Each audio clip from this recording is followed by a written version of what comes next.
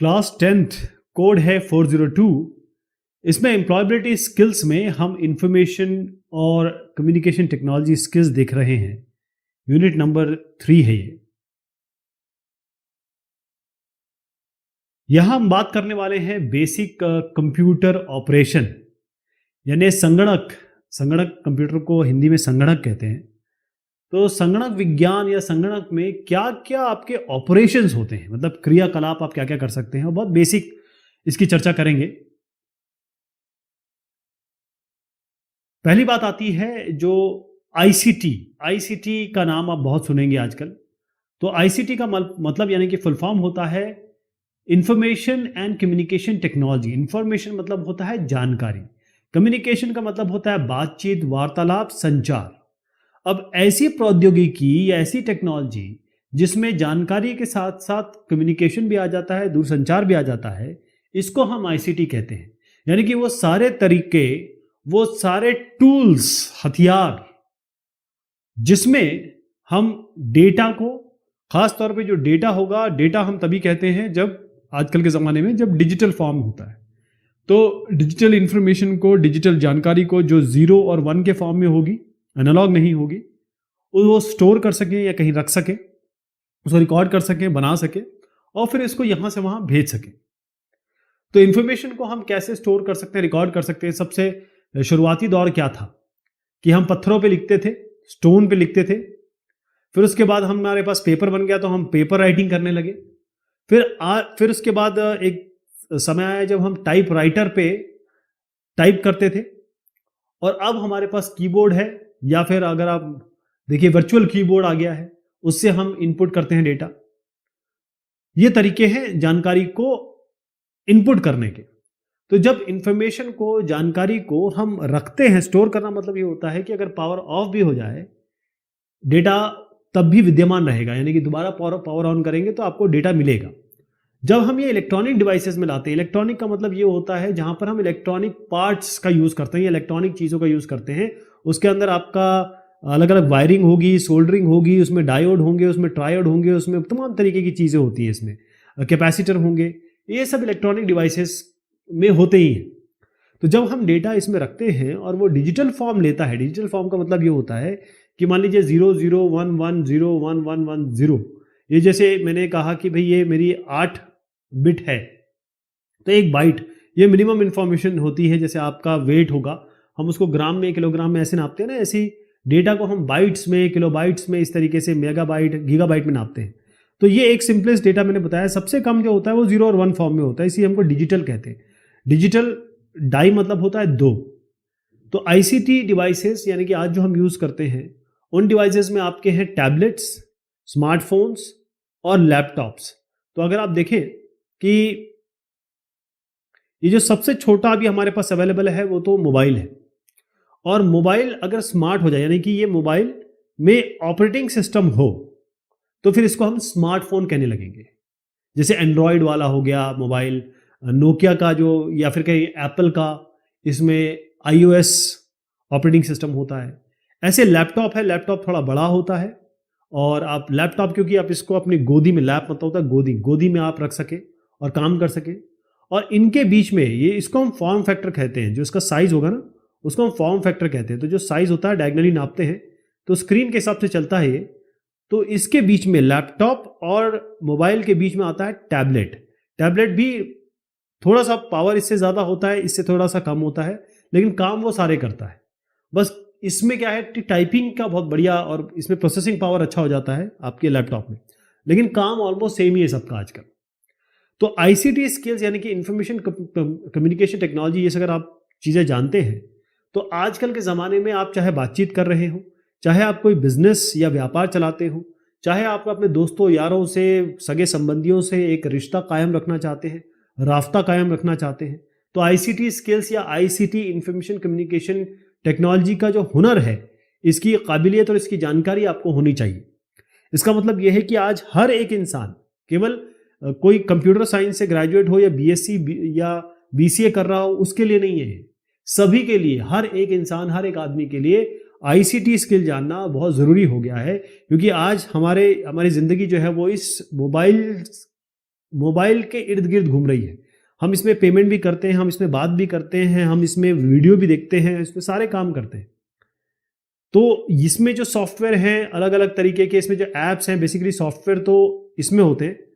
ये लैपटॉप में जब एक प्रोग्राम होता है उसको हम सॉफ्टवेयर कहने लगते हैं, जब ये इस पे मोबाइल पे आ जाता है तो उसको ऐप कहने लगते हैं, क्योंकि सॉफ्टवेयर का छोटा फॉर्म ही ऐप कहलाता है, एप्लीकेशन हो गया वो।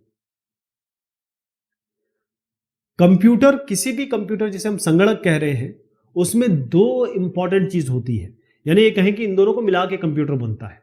एक होता है हार्डवेयर और एक होता है आपका सॉफ्टवेयर। हार्डवेयर क्या होता है और सॉफ्टवेयर क्या होता है? एक कंप्यूटर सिस्टम में जैसे मैंने बताया हार्डवेयर और सॉफ्टवेयर होता है, जो फिजिकल पार्ट जिसको आप छू सकते हैं, चाहे आपका मोबाइल हो, चाहे आपका टैबलेट हो, चाहे आपका लैपटॉप हो, जैसे ये मॉनिटर है, इसको आप छू सकते हैं, तो ये आपका हार्डवेयर हुआ। हार्ड का मतलब ये होता है कि आपका टेंजिबल फॉर्म है, आप इसको छू सकते हैं, महसूस करते हैं। तो कंप्यूटर की जो भी मशीनरी है, इसमें आप कीबोर्ड कह लीजिए, इसमें आप मॉनिटर कह लीजिए, इसमें आप सीपीयू कह लीजिए, जो भी आपको इलेक्ट्रॉनिक पार्ट दिखता है वो सारा का सारा आपका हार्डवेयर होता है। अब दूसरी चीज क्या है? सॉफ्टवेयर। हार्डवेयर अपने आप तो काम नहीं करेगा, हार्डवेयर अपने आप में एक ऐसा डिवाइस है जो जो एक तरीके से इसके पास दिमाग नहीं है, ये कह सकते हो। इसको इंस्ट्रक्शन या फिर कहें इसको आप जो बोलोगे वो करेगा। तो जो बोलोगे वो क्या बोलोगे, आप कैसे बोलोगे, वो आप सॉफ्टवेयर के थ्रू बोलोगे। सॉफ्टवेयर क्या होते हैं? कंप्यूटर प्रोग्राम्स होते हैं, सी में, सी प्लस प्लस में, जावा में, इन सब में, पाइथन में लिखे हुए प्रोग्राम्स होते हैं। अब इन प्रोग्राम्स के तहत या ये प्रोग्राम ही इस कंप्यूटर को चलाते हैं। इन सॉफ्टवेयर को हम देख नहीं सकते, हम महसूस कर सकते हैं। अगर कोई कहे कि इसमें विंडोज 8 है तो आप केवल उसको देख सकते हैं, महसूस कर सकते हैं, छू नहीं सकते। और यह एप्लीकेशन, ये सॉफ्टवेयर, ये ऑपरेटिंग सिस्टम ही इस हार्डवेयर को काम करवाएगा। तो आप ये मॉनिटर जो देख रहे हैं एक फिजिकल डिवाइस है, क्योंकि इसको छू सकते हैं, ये आपका हार्डवेयर है। जब भी कोई प्रोग्राम स्टार्ट होता है, जैसे मान लीजिए कोई गेम स्टार्ट हो रहा है, तो आप देखेंगे कि वो जो गेम स्टार्ट होता है वो आपको हार्डवेयर पे दिखाई देगा। इस तरीके से आपको चीजें दिखाई देगी कि आने लगी है। और ये कैसे आ रही है, ये मॉनिटर पे कैसे आ रही है? क्योंकि इसके पीछे एक सॉफ्टवेयर है, और जो सॉफ्टवेयर है वो आपको टेक्स्ट भी दिखा रहा है, यानी कि टेक्स्ट कंटेंट, आपको कैरेक्टर दिखा रहा है, यहाँ पर आपको इमेज भी दिख रही है, यहाँ पर आपको वीडियो भी दिख रहा है, वो इस मॉनिटर पे दिख रहा है। हार्डवेयर बगैर सॉफ्टवेयर के काम नहीं करेगा। कुछ सॉफ्टवेयर जो होते हैं वो हम डालते हैं, कुछ आपके ऑपरेटिंग सिस्टम में ऑलरेडी होते हैं, वो अपने आप आते हैं जब आप कंप्यूटर खरीदते हैं। कई हम बना के डालते हैं इसमें, कई हम प्रिपेयर करते हैं, अगर आप कोडर हैं तो आप प्रोग्राम बना के डाल सकते हैं। और कई ऐसे प्रोग्राम होते हैं जो आपके हार्डवेयर के अंदर ही लिखे गए होते हैं, उसको हम हार्ड वायर्ड प्रोग्राम कहते हैं, जो कि आपका बायोस होता है। और एक और आपका जो बेसिक इनपुट आउटपुट सिस्टम का चेकिंग वाला प्रोग्राम होता है। जैसे आपका मॉनिटर में आप देखिए कई बार आप एचपी का लैपटॉप लेते हैं तो एचपी दिखाई देता है। इसी तरीके से आपका अगर आप कोई और लेनोवो लेते हैं तो लेनोवो दिखाई देता है जब ये कंप्यूटर आपका बूट होगा। तो वो हार्ड वायर्ड है और वो रखा गया है प्रोग्राम लिख के रोम में, वो सॉफ्टवेयर नहीं है। वो प्रोग्राम तो सॉफ्टवेयर ही बनाया गया होगा, लेकिन उसको हार्ड वायर्ड कर दिया गया है, यानी कि वो बाकायदा इलेक्ट्रॉनिक की तरह उस पर्टिकुलर रोम में है। तो वो जब कंप्यूटर बूट होगा तो वो बेसिक इनपुट आउटपुट सिस्टम यहीं से होता है। यहां आप देख रहे हैं कि तमाम तरीके के एप्लीकेशन है, तमाम तरीके के सॉफ्टवेयर है जो आप इस हार्डवेयर में चला सकते हैं। और ये हार्डवेयर बैकग्राउंड में आपको प्रोसेसिंग पावर दे रहा है, आपको मेमोरी दे रहा है, आपको बहुत सारी ऐसी चीज दे रहा है जिससे आप ये सब काम कर पा रहे हैं, जैसे ग्राफिक कार्ड दे रहा है। तो मोबाइल डिवाइसेस जैसे आप स्मार्टफोन है, टैबलेट है, ये सारे कंप्यूटर सिस्टम में ही आते हैं, बस साइज इनका डिफरेंट है। जैसे मैंने कहा फॉर्म फैक्टर क्या होता है? साइज होता है। जैसे स्क्रीन है, किसी की 5 इंच होती है, किसी की 4 इंच होती है, किसी की 3 इंच होती है, किसी की 10 इंच होती है। तो 10 इंच के ऊपर अगर आप चले जाएंगे या 10 इंच के करीब पहुंच जाएंगे तो ये मोबाइल आपका मोबाइल नहीं रहेगा, फिर ये टैबलेट बन जाएगा। अगर आप 10 के ऊपर चले गए, 15 के करीब पहुंच गए, 15 से ऊपर, तो फिर वो आपका टैबलेट नहीं रहेगा, फिर वो आपका बन जाएगा आपका मॉनिटर एक तरीके से। तो फिर वो आपके कंप्यूटर या पर्सनल कंप्यूटर की श्रेणी में आ जाएगा। तो ये आपके कंप्यूटर सिस्टम है, इसमें हार्डवेयर और सॉफ्टवेयर दोनों होते हैं। क्योंकि ये छोटे साइज के होते हैं, इसको मोबाइल या स्मार्टफोन कहिए, टैबलेट कहिए, चाहे आप यहाँ पर एक लैपटॉप कहिए, इसको आप कहीं भी ले जा सकते हैं क्योंकि इसके साइज छोटे होते हैं। इसके ऊपर आपका मेन फ्रेम्स होते हैं, इसके ऊपर वर्क स्टेशन होते हैं, इसके ऊपर सुपर कंप्यूटर्स होते हैं, बहुत सारे अलग अलग श्रेणी कंप्यूटर होते हैं। लेकिन क्योंकि हम जिस पे काम कर रहे हैं, जो आपको जानना है वो मैं आपको बता रहा हूँ।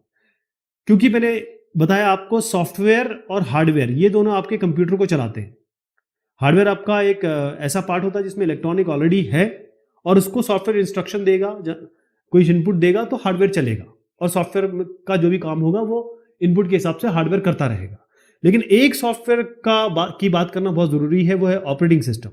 ऑपरेटिंग सिस्टम जो है, जैसे आपका एक घर है, इसमें आप हैं, आपका भाई है, आपकी मदर है, लेकिन आपके जो पिताजी है, एक तरीके से समझ सकते हैं वो ऑपरेटिंग सिस्टम है। अगर आपका, या माताजी, अगर माताजी कमाती हैं, माताजी घर चलाती है, तो वो ऑपरेटिंग सिस्टम हो गई एक तरीके से। तो ऑपरेटिंग सिस्टम बेसिकली बॉस है। बॉस यानी कि सारे सॉफ्टवेयर का बॉस है वो, और उसी बॉस के हिसाब से अब उसी बॉस पे सब चलेंगे।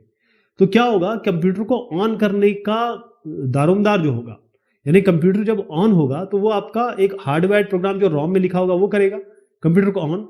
जब कंप्यूटर ऑन होगा तो इसमें क्या है कि जैसे मान लीजिए ये कंप्यूटर ऑन हुआ तो ये चेक करेगा इसके अंदर रैम ठीक है कि नहीं, मेमोरी ठीक है कि नहीं, इसका मॉनिटर ठीक काम कर रहा है कि नहीं कर रहा है, इसके कीबोर्ड ठीक काम कर रहे हैं कि नहीं काम कर रहे हैं, यहाँ पर फैन होता है वो काम कर रहा है कि नहीं कर रहा है। तो सारे जब इलेक्ट्रॉनिक पार्ट चेक हो जाएंगे, उसके बाद अब ये जो रॉम पे जो हार्डवायर प्रोग्राम है, जिसको हम बेसिक इनपुट आउटपुट सिस्टम वगैरह भी कहते हैं, अब जब सारी चीज चेक हो जाएगी तब ऑपरेटिंग सिस्टम क्या होगा, अब बूट होगा। यानी कि अब ये बूटिंग जो इसे हम बूटिंग प्रोसेस कहते हैं। तो जैसे ही आप कंप्यूटर ऑन करेंगे, सबसे पहला जो आपको चीज दिखाई देती है आपके मॉनिटर पे, जैसे एंड्रॉइड, जब मोबाइल ऑन करते हैं तो एंड्रॉइड दिखाई देता है ना, तो वो भी आपका ऑपरेटिंग सिस्टम होता है। तो ऑपरेटिंग सिस्टम लैपटॉप के लिए भी है, डेस्कटॉप के लिए भी है, जैसे उबुंटू है, माइक्रोसॉफ्ट विंडोज है, मैक ओएस है। तो मोबाइल डिवाइसेस जो है उनमें भी ऑपरेटिंग सिस्टम है, इसीलिए हम उनको स्मार्टफोन कहने लगे हैं। जैसे एप्पल का जो एंड्रॉइड iOS है, गूगल का जो एप्पल का iOS सिस्टम है, गूगल का एंड्रॉइड सिस्टम है, ये सारे क्या है आपके अलग अलग ऑपरेटिंग सिस्टम है। और बहुत सारे कंप्यूटर एप्लीकेशन होते हैं। जैसे आप ये देखिए, सबसे इंपॉर्टेंट चीज़ क्या होती है, अब इंटरनेट यूज़ करना है तो आपको ब्राउज़र चाहिए, तो ये ब्राउज़र है। ये ब्राउज़र क्या है, ब्राउज़र भी एक कंप्यूटर एप्लीकेशन है, ये सॉफ्टवेयर है। ऐसी माइक्रो ऑफिस टूल जिसमें आप टाइपिंग करते हैं, प्रेजेंटेशन बनाते हैं, ये सारे के सारे आपके कंप्यूटर एप्लीकेशंस में आते हैं, ये भी सॉफ्टवेयर है। तो ये आपको मैं दिखाना चाह रहा हूं कि जैसे अलग अलग ऑपरेटिंग सिस्टम अलग अलग मोबाइल पे हैं। iOS एप्पल का है, एंड्रॉइड आपका जो हम नॉर्मली यूज कर रहे हैं, विंडोज 7 के अलग ऑपरेटिंग सिस्टम है, ब्लैकबेरी का अलग ऑपरेटिंग सिस्टम है। और ये ऑपरेटिंग सिस्टम जो है बहुत बड़ा सॉफ्टवेयर होता है, बहुत बड़ा सॉफ्टवेयर होता है जो सबको समाहित कर लेता है अपने अंदर। तो जितने भी एप्लीकेशन आप इंस्टॉल करते हैं वो इसी ऑपरेटिंग सिस्टम पे जाके ही होते हैं। तो ऑपरेटिंग सिस्टम एक तरीके से धुरी का काम करता है, या कहें हार्डवेयर और सॉफ्टवेयर के बीच में जो इंटरफेस का काम करता है वो आपका ऑपरेटिंग सिस्टम करते हैं। और ऑपरेटिंग सिस्टम अपने आप में खुद में क्या है, वो भी खुद एक सॉफ्टवेयर ही तो है। स्टार्टिंग अ कंप्यूटर, जब एक कंप्यूटर आपके पास आया, आप उसको क्या करेंगे, या आपने नया खरीदा हो या आप अगले दिन अपने चालू कर रहे हैं कंप्यूटर को, तो क्या करेंगे आप।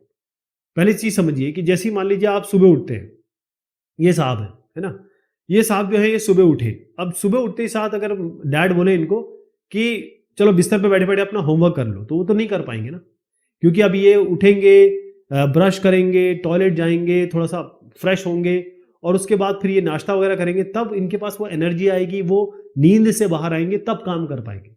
अगर पिताजी एकदम से बोले कि बेटा ये कर, तो नहीं हो पाएगा ना। सेम चीज कंप्यूटर के हिसाब से होती है। डेली एक्टिविटीज जो इसकी एक इंसान की है, आप इसको कंप्यूटर से रिलेट करिए कि जब आप स्विच ऑन करते हैं, कंप्यूटर में एक ऐसा स्विच ऑन का पावर बटन होता है, तो जब कंप्यूटर स्विच ऑन करते हैं तो कंप्यूटर के कुछ बैकग्राउंड एक्टिविटी होती है। जैसे हर आदमी इस दुनिया में, या कोई जानवर, कोई सी को भी ले लीजिए, वो टॉयलेट करता ही करता है, वो पेशाब जाएगा, पखाना जाएगा, तो उसको वो करना ही करना है, वो एक उसकी जिंदगी का पार्ट है। इसी तरीके से ऑपरेटिंग सिस्टम, या ये कहें कि जब कंप्यूटर ऑन करते हैं तो बैकग्राउंड में कुछ काम होते हैं इससे पहले कि आप कंप्यूटर को इंस्ट्रक्शन दे सके या कंप्यूटर आपके इंस्ट्रक्शन को समझ सके। तो कुछ जो बेसिक प्रोसेस होते हैं, फंक्शन होते हैं, वो जैसे मैंने कहा कि बेसिक इनपुट आउटपुट सिस्टम होता है, इसी तरीके से और भी सिस्टम होते हैं, और भी आपके बैकग्राउंड में काम चल रहे होते हैं। क्योंकि कंप्यूटर को पहले चालू करने से पहले ये पता करना होता है कि सारे इसके पार्ट्स ठीक है कि नहीं। कंप्यूटर में मेमोरी होती है, रैम होती है, हार्ड ड्राइव्स होती हैं, मॉनिटर है, इसी तरीके से बहुत सारे पेरिफेरल्स होते हैं। उन सारे पेरिफेरल्स को चेक करना होता है कि ये सही चल रहा है कि नहीं चल रहा। ओके, तो ये कंप्यूटर ऑन होता है तो कुछ इस तरीके से दिखाई देता है, यानी आपको ऑपरेटिंग सिस्टम के स्क्रीन पे दिखाएगा, आप लॉगिन कर सकते हैं, और लॉगिन करने के बाद आप अपनी चीजों पे शुरू हो सकते हैं, क्योंकि लॉगिन आपका होता है, लॉगिन पासवर्ड आपका क्रेडेंशियल है। तो सबसे पहला काम, basic functions perform when a computer start. जब भी एक कंप्यूटर का पावर बटन आप ऑन करेंगे तब क्या होगा? जैसे आप कंप्यूटर ऑन करेंगे, जैसे मैंने कहा कि आपका एक मॉर्निंग रूटीन होता है।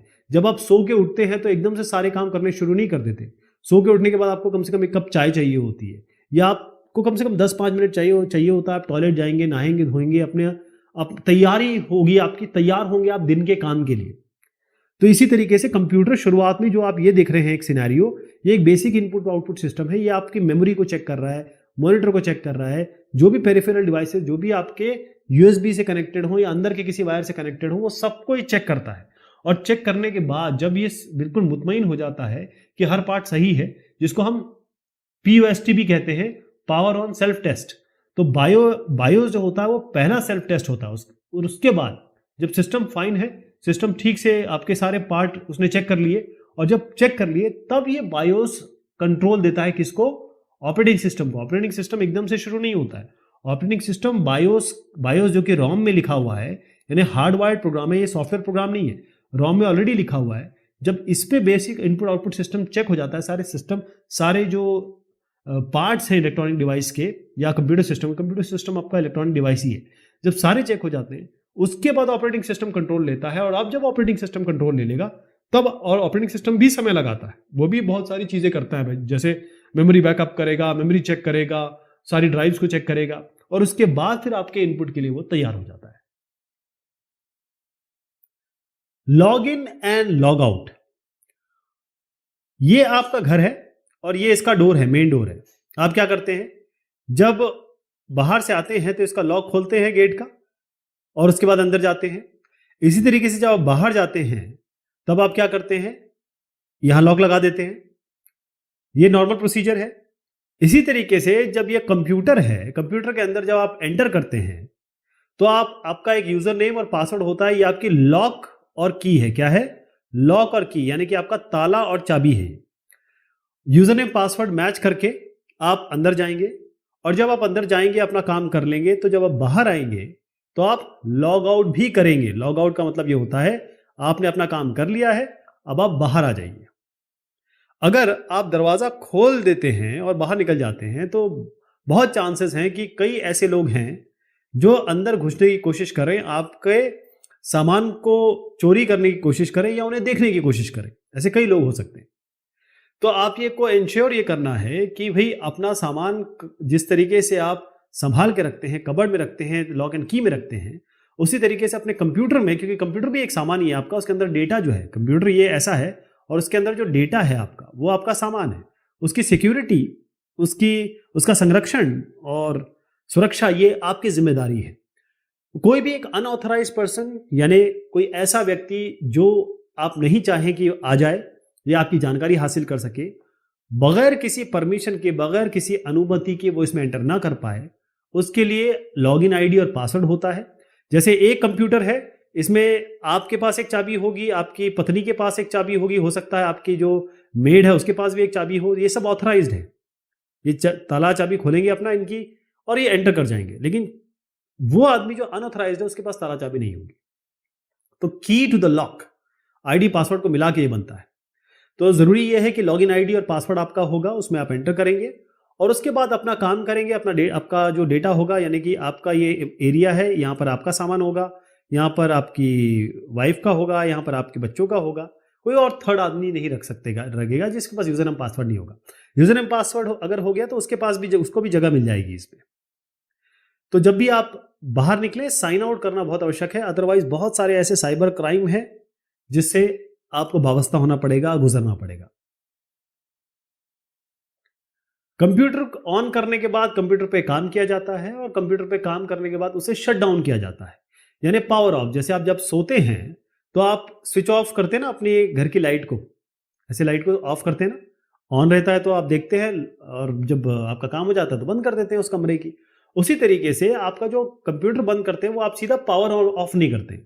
यानी अगर आपका कंप्यूटर है उसमें सीधे के सीधे आप उसका पावर बटन दबा के बंद नहीं करते हैं, क्योंकि कंप्यूटर जब ऑन हुआ तो शुरुआत में क्या हुई, जैसे आपने बटन दबाया, पहले बायोस चला, पोस्ट चला, बेसिक इनपुट आउटपुट सिस्टम, और फिर पावर ऑन सेल्फ टेस्ट, ये सब चला।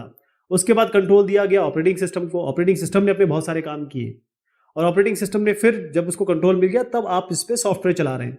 अब सॉफ्टवेयर 1 सॉफ्टवेयर 2 ऐसे तमाम तरीके के सॉफ्टवेयर आपने खोल रखे हैं।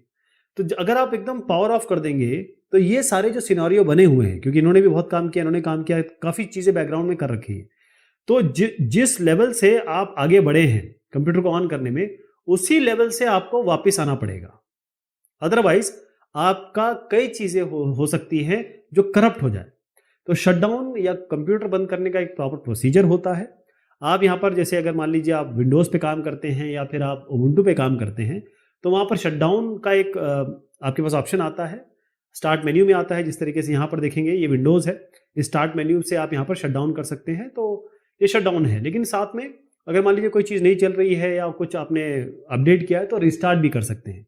और अगर आप केवल कुछ देर के लिए कहीं जाना चाहते हैं और वापस आना चाहते हैं तो आप लॉग आउट कर दीजिए, या कोई और काम करना चाहता है तो आप लॉग आउट कर दीजिए, वो लॉग इन कर देगा। थोड़ी देर के लिए बाहर जा रहे हैं, बस आ रहे हैं, आना चाहते हैं तो लॉक कर दीजिए स्क्रीन को, ताकि कोई इसमें एंटर नहीं कर पाएगा, उसको यूजर नेम पासवर्ड चाहिए होगा। कीबोर्ड, अब अगर एक कंप्यूटर का पूरा स्कीमेटिक आपको बताऊं तो यहां पर होता है इनपुट, ये इनपुट है, ये है आउटपुट, और बीच में इसमें प्रोसेसिंग हो रही है। तो जब तक आप इनपुट नहीं देंगे ये क्या काम कर लेंगे, ये तो व्यर्थ रहेंगे, इनका कोई काम तो होगा नहीं। तो इनपुट देने का के कई सारे तरीके हैं। माउस से आप इनपुट दे सकते हैं, जॉयस्टिक से दे सकते हैं, लेकिन सबसे इंपॉर्टेंट है आपका कीबोर्ड, ऐसा बोर्ड जिसमें कीज होते हैं। तो ये जो कीबोर्ड मैं आपको दिखाना चाह रहा हूं, ऐसी कीबोर्ड होता है। आजकल वर्चुअल कीबोर्ड आ गया है, अगर आप मोबाइल पे देखें तो आप अपने उंगली से, अपने फिंगर से आप एंट्री कर सकते हैं, तो वो भी पॉसिबिलिटी है। तो कीबोर्ड एक इनपुट डिवाइस है जिससे आप टेक्स्ट यानी कि अक्षर, नंबर और कई तरीके के कमांड इनपुट कर सकते हैं, और जैसे आप इनपुट करेंगे कमांड, वो कंप्यूटर उस तरीके से काम करेगा। इस कीबोर्ड में क्या क्या होता है मैं आपको दिखा रहा हूं। सबसे पहले आपको बताऊंगा कि यहां पर एक फंक्शन की होती है, तो ये फंक्शन की है। इस फंक्शन की में देखिएगा ये F1 से लेकर F12 तक करीब होती है। ये हर एक प्रोग्राम के हिसाब से अलग अलग काम करती है, जरूरी नहीं है कि ये एक ही काम करे। जैसे नॉर्मली देखा गया है कि जो F1 अगर आप दबाते हैं तो जो भी आपने सॉफ्टवेयर खोल रखा होगा वहां पर उसका हेल्प खुल जाएगी, तो उसकी हेल्प खुल जाती है इस F1 से। ऐसे तमाम तरीके के फंक्शंस के काम हैं। कई कीबोर्ड्स, कई क्वालिटी कीबोर्ड होती है, कई ASDF कीबोर्ड होता है, अलग अलग तरीके के कीबोर्ड होते हैं। लेकिन नॉर्मली आपको कीबोर्ड में कंट्रोल कीज मिलती है। कंट्रोल कीज क्या होती है, जैसे आपको मैं यहां दिखाना चाहूंगा, शिफ्ट स्पेस बार कंट्रोल, ये देखिए ये जो आपका है कंट्रोल है इस तरीके से, और आपको स्पेस बार यानी कि ये जो सबसे लंबी की है इसमें वो आपकी स्पेस बार है। शिफ्ट है, शिफ्ट को दबा के आप, मतलब शिफ्ट के साथ कई कीज का कॉम्बिनेशन है तो कंट्रोल होता है। ऑल्ट है, ये कैप्स लॉक है, आपका अक्षर बड़ा हो जाएगा, छोटा हो जाएगा, मतलब आपको अपर केस में देना है कि लोअर केस में देना है। टैब जो होता है 4 स्पेसेस के बराबर होता है, वो टैब दे सकते हैं आप, इनको हम कंट्रोल की कहते हैं। एंटर की जहां तक बात आती है, एंटर जैसे ये जो दूसरी बड़ी की अगर आप देखें तो एंटर है, थोड़ा सा ये स्ट्रेट नहीं है, ये एल शेप में है। एंटर जो होती है, कोई भी काम आप करते हैं उसके बाद एंटर मारने पर कंफर्म करते हैं। तो एंटर के बहुत सारे काम है, अगर आप कहीं कुछ लिख रहे हैं तो एंटर करेंगे तो नेक्स्ट लाइन पे आ जाएगा। जब कोई कमांड को कंफर्म करना है तो एंटर की का काम होता है इसमें। तो ये जो कीबोर्ड है ये एक इनपुट डिवाइस है और इसमें तमाम तरीके की की होती है जिनके अलग अलग काम है। फंक्शन की मैंने आपको बताया, कंट्रोल्स की मैंने आपको बताया, और एंटर की आपको बताया। थोड़ा आगे बढ़ेंगे इसमें तो आप देखेंगे कि इसमें पंक्चुएशन की है। जैसे अंग्रेजी में पंक्चुएशन होती है, कहीं भी आप लिखोगे तो आपको पंक्चुएशन मार्क डालना होगा, उसके लिए कोलन, सेमीकोलन, क्वेश्चन मार्क होगा, सिंगल कोड होंगे, डबल कोड होंगे, तो उसको भी देख लेते हैं। यहां पर आप देखेंगे अलग अलग जगह है, जैसे ये आपका कॉमा है, ये आपका कोलन है, यहाँ डबल कोट्स है, सिंगल कोट्स है, ऐसे तमाम तरीके के यहाँ पर आपको पंक्चुएशन मार्क्स मिल जाएंगे। कई ऐसे पंक्चुएशन है जो आपको शिफ्ट दबा के, एक की में जो ऊपर की चीज होती है वो शिफ्ट दबा के आएगी, और जो नीचे वाली वो वैसे ही आ जाएगी। नेविगेशन की, नेविगेशन का की का मतलब होता है मूवमेंट करना, यहां जाना, इधर जाना, डॉक्यूमेंट में या आपके ब्राउजर में। तो उसके लिए home and page up, page down, ये जो आपके अभी मैं दिखा रहा हूं आपको, ये सारे नेविगेशन कीज होती हैं। और मान लीजिए आप कुछ लिख रहे हैं, यहाँ पे आप एकदम से फर्स्ट पे आना चाहते हैं, इनिशियल पे, या फिर एंड पे आना चाहते हैं, या एक पेज आपके मान लीजिए 100 पेजों पे काम कर रहे हैं, आपको ऊपर वाले पेज पे जाना है, नीचे वाले पेज पे आना है, उसके लिए आप क्या करेंगे, उसके लिए आपके पास नेविगेशन की है। नेविगेशन का मतलब होता है यात्रा, मोशन, मूवमेंट। तो यहां पर आपको मैं दिखाना चाह रहा हूं ये नेविगेशन की है, मिक्सचर है, सारी नेविगेशन की नहीं है, लेकिन इसमें आप देखेंगे कि इधर जाना उधर जाना, नेविगेशन के लिए ये सब यूज होता है। ऐसी कमांड कीज है, कमांड कीज में क्या आएगा आपका, जैसे इंसर्ट करना है, मान लीजिए आपने APK लिखा, अब P की जगह आपको D करना है, तो आप यहां लाके इंसर्ट करिए और इसकी जगह D टाइप कर दीजिए, ADK हो जाएगा। ऐसे आपको अगर डिलीट करना है, मान लीजिए APK है, यहां कर्सर आएगा, बैक स्पेस करेंगे तो K हट जाएगा, यहां कर्सर रखेंगे अगर आप और डिलीट दबाएंगे तो P हटेगा। ध्यान रखिएगा, बैक स्पेस पीछे का हटाता है, डिलीट जिस पॉइंट पर रखेंगे उसके आगे का हटाता है। तो डिलीट है, बैक स्पेस है, ये कमांड कीज है।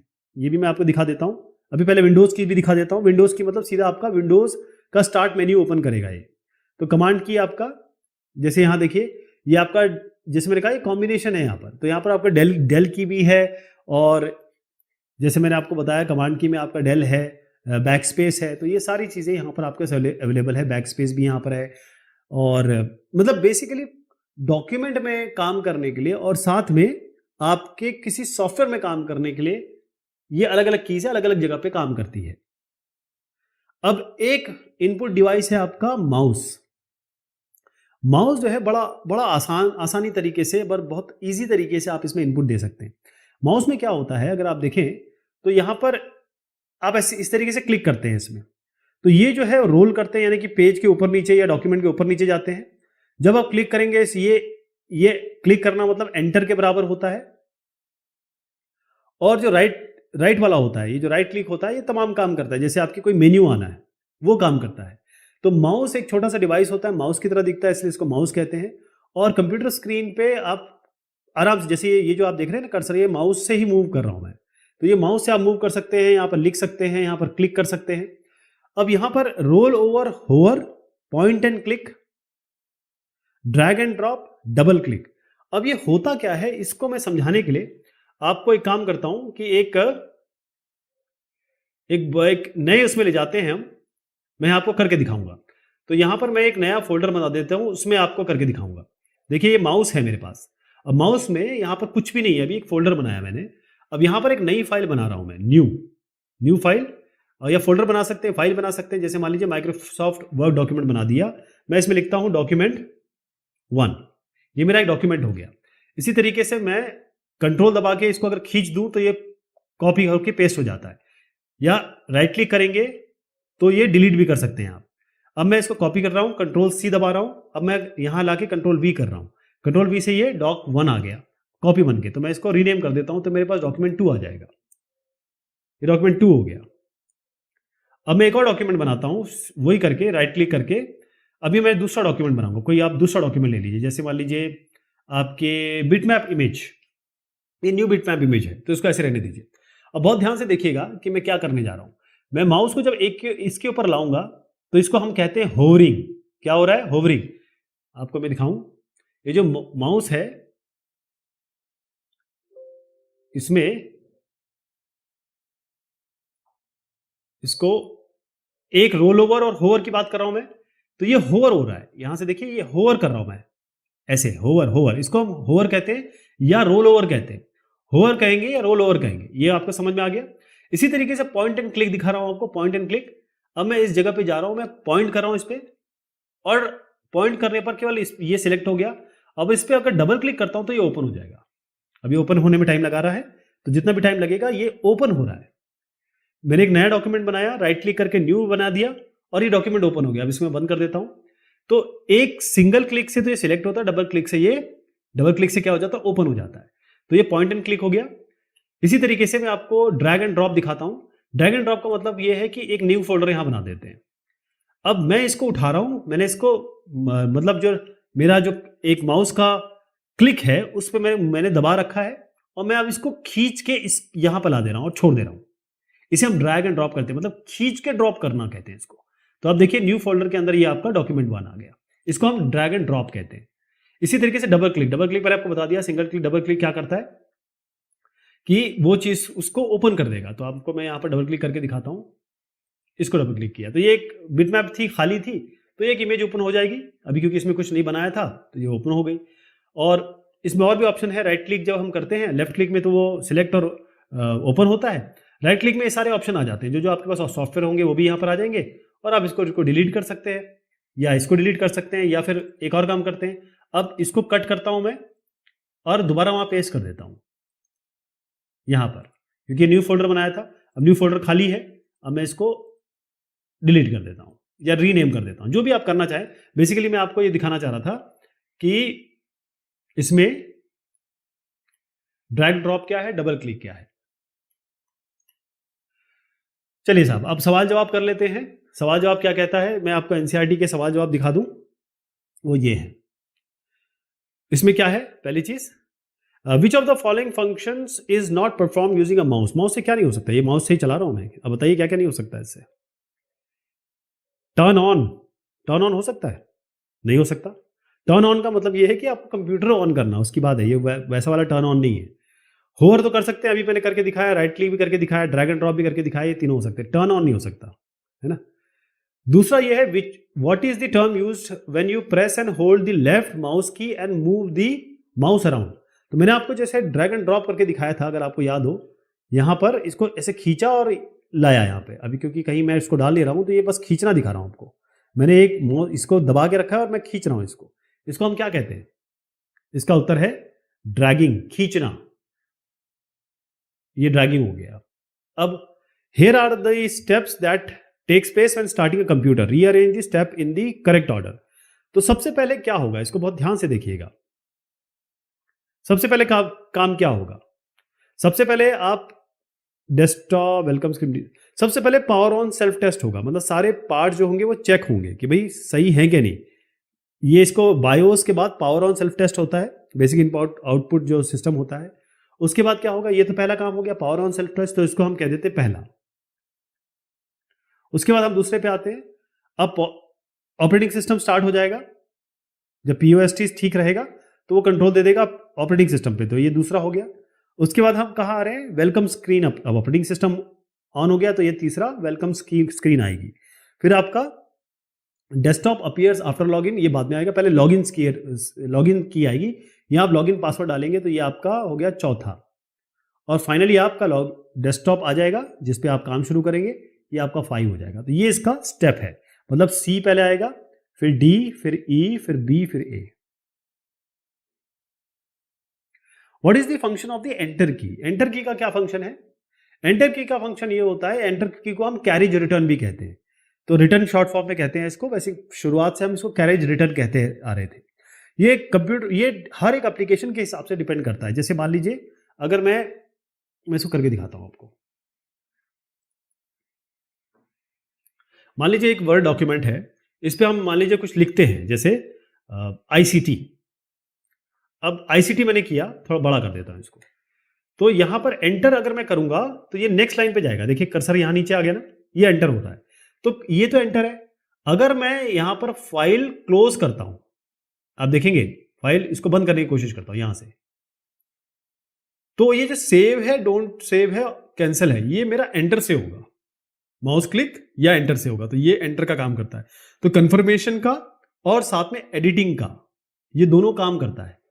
तो एंटर जो की है, एक तो आप अपने डॉक्यूमेंट में ऊपर नीचे जा सकते हैं, नई लाइन पे जा सकते हैं।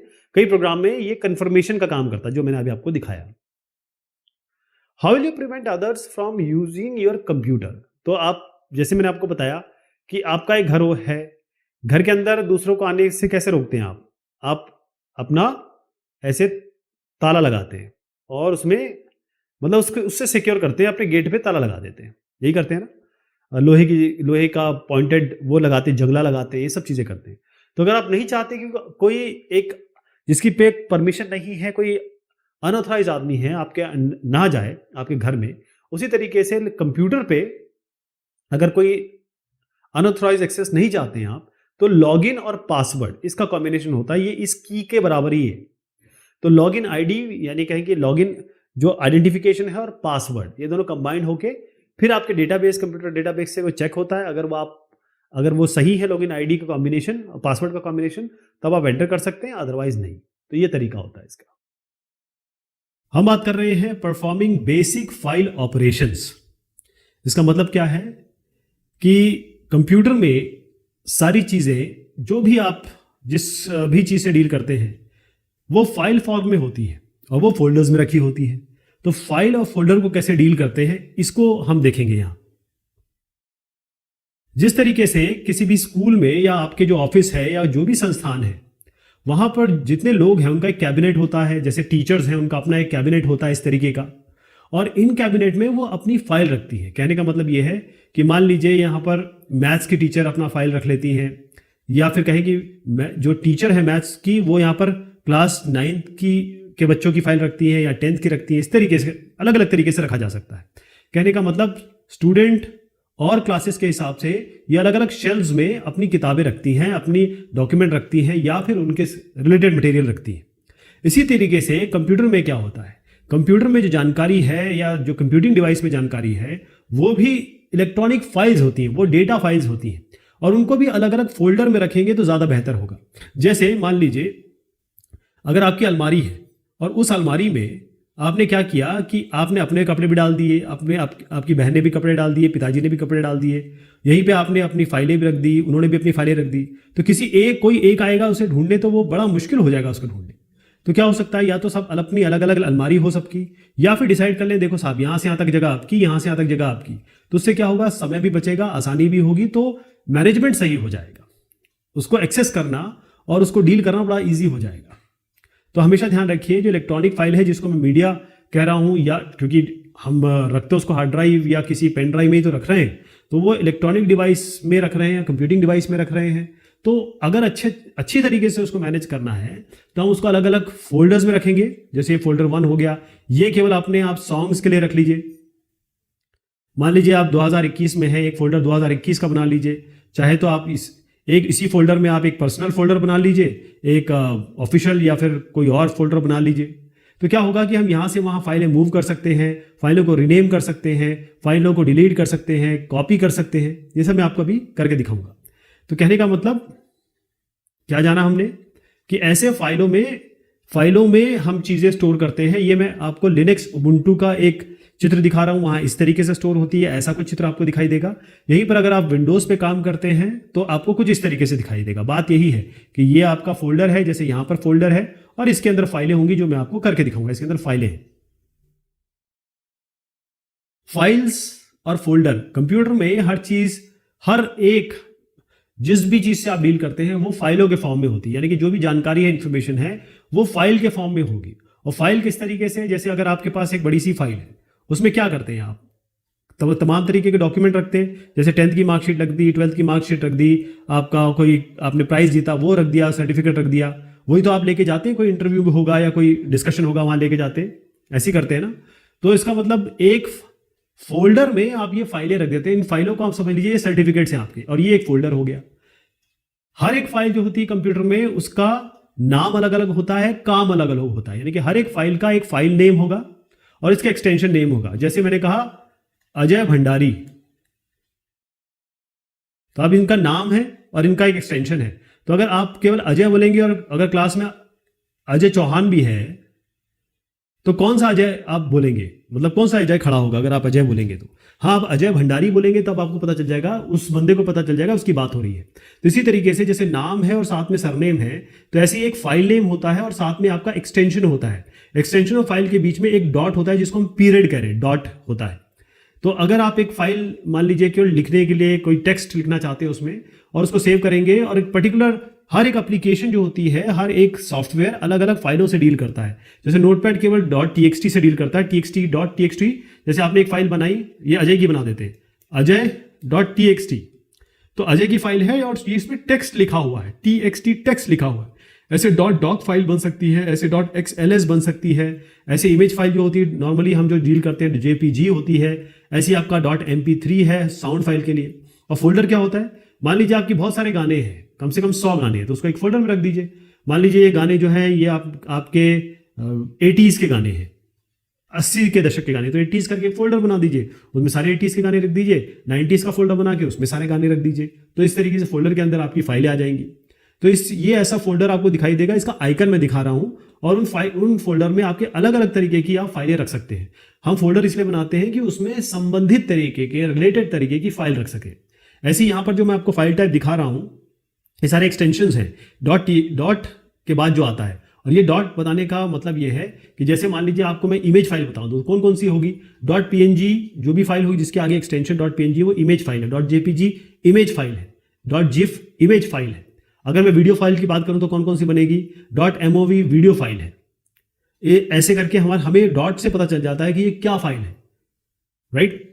बहुत सारी और चीज़ हैं इसमें, जैसे HTML फाइल्स होती है, जिप मतलब अगर आप कई फाइलों को एकदम कंप्रेस कर देते हैं तो जिप फाइल बन जाती है।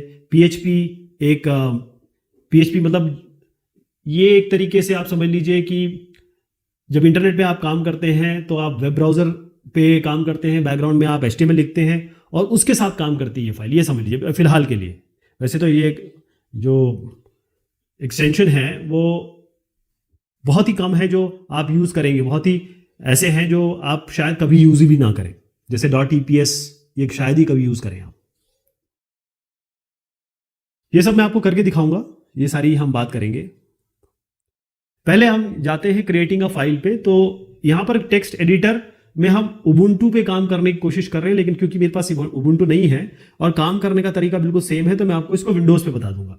तो जैसे नेहा आती है और वहाँ पर वो एक नई लड़की आ रही है और टीचर चाहते हैं कि इसकी इन्फॉर्मेशन हम स्टोर करके रख दें, उसका नाम हो गया, एड्रेस हो गया, फ़ोन नंबर हो गया। तो हम क्या करेंगे, एक टेक्स्ट एडिटर खोलेंगे, उसमें यहाँ पर नाम लिखेंगे, इनका एंटर करेंगे, ब्लैंक डॉक्यूमेंट होगा, उसके बाद हम इनकी एंट्री कर देंगे और उसके बाद उसको सेव कर देंगे। तो मैं आपको पूरा स्टेप बाय स्टेप बताऊंगा इसको करना कैसा है। सबसे पहले अगर आप उबुंटू पे काम कर रहे हैं तो यहाँ पर आप टेक्स्ट एडिटर ओपन करेंगे और टेक्स्ट एडिटर ओपन करने के बाद यहाँ पर इसका फाइल का नाम देंगे और टेक्स्ट एडिटर जब ओपन कर देंगे डबल क्लिक करके तो यहाँ पर आप इसमें कॉन्टेंट लिखेंगे और उसके बाद उसको सेव कर देंगे। ऐसे ही फोल्डर बनाने का तरीका क्या है, वैसे ही तरीका होता है। और पहले मैं उबुंटू का आपको बता दूं कि उबुंटू बेसिकली लिनक्स है ना, ये ओपन फ्री और ओपन सोर्स है। तो इसमें ये अलग अलग ऐसे फोल्डर बना सकते हैं आप। तो ये ऐसे फोल्डर बन जाएंगे, राइट क्लिक करके ही फोल्डर बन जाते हैं और न्यू फोल्डर बनता है, नाम दे दीजिए इसका नया। और उसके बाद आप उसका नाम चेंज कर सकते हैं, रीनेम कर सकते हैं, क्योंकि जब फर्स्ट टाइम आप फोल्डर बनाते हैं तो न्यू फोल्डर नाम से बनता है। तो फोल्डर क्या है, फोल्डर एक ऐसी लोकेशन है जहां पर आप मल्टीपल फाइल्स रखने की कोशिश करते हैं जो आपस में संबंधित हो। जैसे एक फोल्डर आप मान लीजिए जहां पर जितने भी स्टूडेंट्स हैं क्लास के, कितने बच्चे हैं, उनकी सारी फाइलें स्टोर हैं। तो यहीं पे हम फाइल एक्सप्लोरर में, चाहे आप उबुंटू की बात करें चाहे विंडोज़ की बात करें, ये तरीका एकदम सेम है दोनों का कि कैसे हम नया फोल्डर बनाएंगे। तो एक मैं आपको इसका एग्जाम्पल दे देता हूँ, चलते हैं हम। चलिए साहब, ये एक फोल्डर पे आ गया हूँ मैं, ये मेरे जो कंप्यूटर पे एक डाउनलोड करके फोल्डर है, आप कहीं भी बना सकते हैं। तो यहाँ पर आप क्या करेंगे, एक न्यू फोल्डर बनाइए, यहाँ से आप क्लिक करके बना सकते हैं या फिर आप राइट क्लिक करके बना सकते हैं। तो मैं यहाँ पर न्यू कर रहा हूँ, एक फोल्डर बना रहा हूँ। अभी एक फोल्डर है तो ये फोल्डर में हम क्या करेंगे, मान लीजिए हम केवल इसमें अपने डॉक्यूमेंट रखना चाहते हैं, तो मैं इसका नाम रख देता हूँ डॉक्यूमेंट्स। ये हो गया। एक और फोल्डर बना रहा हूँ मैं, अब मैं यहाँ से बनाऊंगा। जैसे ही मैं फोल्डर बनाऊंगा ये अपने आप न्यू फोल्डर नाम आएगा और इसको हम चेंज कर देते हैं। मान लीजिए हम इमेज फाइल बनाना चाहते हैं, इमेज फोल्डर बनाना चाहते हैं, इसमें मेरे सारे डॉक्यूमेंट रहेंगे, इसमें मेरी सारी इमेजेस रहेंगी। अब इस फोल्डर को मैं डबल क्लिक कर रहा हूं तो मैं अंदर आता हूं, खाली है। इसी तरीके से बैक गया मैं और इमेज किया तो यहाँ पर भी ये भी खाली है। तो हम क्या करेंगे, यहाँ पर इमेज डॉक्यूमेंट में जाते हैं, यहाँ पर हम न्यू, क्योंकि ये डॉक्यूमेंट है तो एक हम यहाँ पर एक माइक्रोसॉफ्ट वर्ड डॉक्यूमेंट बनाते हैं। तो ये इसको हम नंबर 1 दे देते हैं, नाम 1 दे देते हैं, क्योंकि ये माइक्रोसॉफ्ट वर्ड डॉक्यूमेंट है। तो जब ये इसको खोलेंगे तो ये माइक्रोसॉफ्ट वर्ड में ही जाके खुलेगा। जैसे मैंने बताया कि जो वर्ड है ये सॉफ्टवेयर है, ये एप्लीकेशन है और इसमें जो फाइलें बनती है वो या तो डॉक में या डॉक एक्स एक्सटेंशन में सेव होगी। अगर आपको मैं ये दिखाऊं, मैं इसको बंद कर रहा हूं।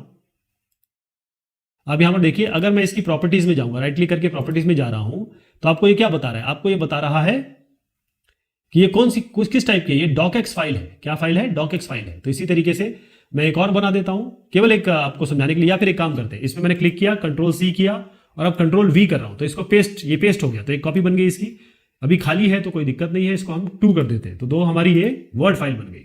इसी तरीके से मैं एक प्लेन टेक्स्ट बनाना चाहता हूं, बिल्कुल टेक्स्ट, उसमें कुछ ना तो हम इमेज डालेंगे ना कुछ डालेंगे। तो उसमें यहाँ न्यू करके एक टेक्स्ट डॉक्यूमेंट, जो आपके टेक्स्ट, जो मैं बताना चाह रहा हूँ, जो आपके अभी चैप्टर में है, वो ये टेक्स्ट डॉक्यूमेंट। तो न्यू टेक्स्ट डॉक्यूमेंट हमने 1 कर दिया। अब इसको मैं अगर खोलूंगा तो ये खुलता कैसे दिखेगा, इसको मैं खोलूंगा तो मेरे पास जो भी टेक्स्ट एडिटर होगा उसमें खुलेगा। ये नोटपैड में खुल गया। अब नोटपैड में खुल रहा है, मैं चाहता हूं कि भाई मेरे पास नोटपैड प्लस भी है, मैं उसमें जाके खुलूं, तो राइट क्लिक करके मैं एडिट विद नोटपैड प्लस कर दूंगा। तो इससे क्या होगा कि ये नोटपैड प्लस में जाके खुलेगा। तो कहने का मतलब .txt को नोटपैड प्लस भी डील करता है वो भी इसको हैंडल करता है, और प्लेन जो आपका विंडोज़ के साथ जो नोटपैड है वो भी उसको डील करता है।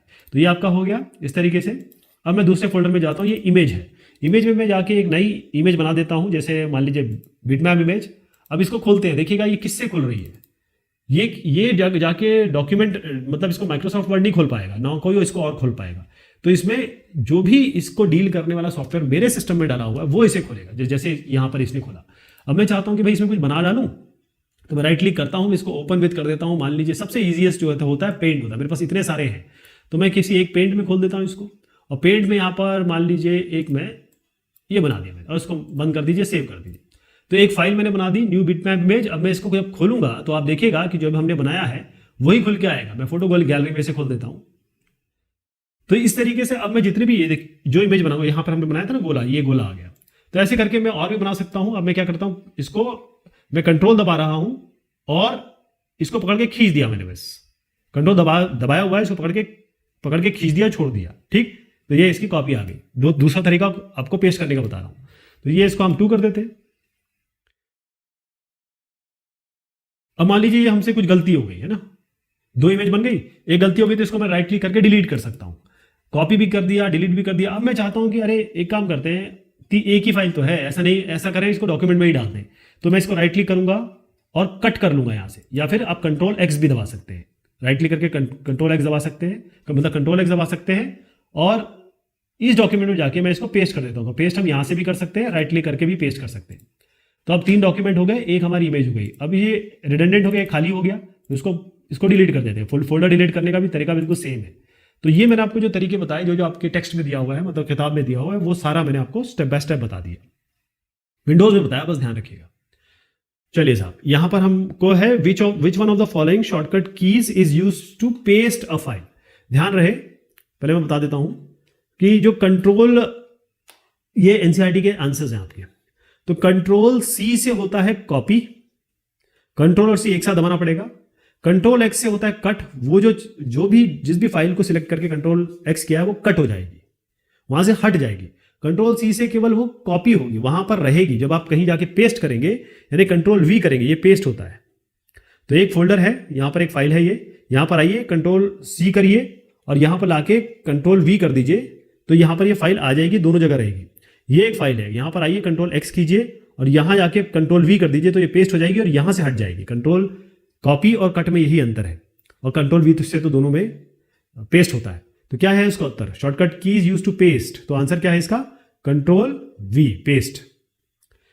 Which one of the following is a valid file extension for Notepad file. अभी भी हमने खोल के देखा था, तो ये .txt है, ध्यान रखिएगा। नॉर्मली ये 3, इसमें ना 3 कैरेक्टर का होता है, डॉट के बाद हमेशा 3 कैरेक्टर दिखाई देंगे आपको। एक आध दो इसमें वो है, थोड़ा सा कॉन्ट्रडिक्शन है, जैसे .jpeg भी होता है। What keys do you use to copy something? तो हम क्या करेंगे, अभी जैसे मैंने आपको बताया कंट्रोल सी से कॉपी होता है, तो इसका उत्तर हो गया बी, इसका उत्तर हो गया डी, इसका उत्तर हो गया आपका सी।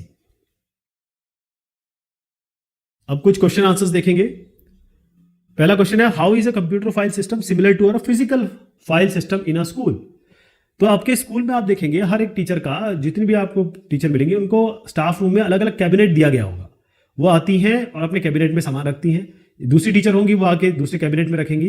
तो टीचर 1, टीचर 2 अपने अपने कैबिनेट में सामान रखेंगी। तो मतलब इनके अलग अलग शेल्फ्स दिए होते हैं, कैबिनेट दिए होते हैं। तो हो सकता है ये 10th का किताब रखती हो, कॉपियां रखती हो, 9th की रखती हो या 8th की रखती हो, इस तरीके से।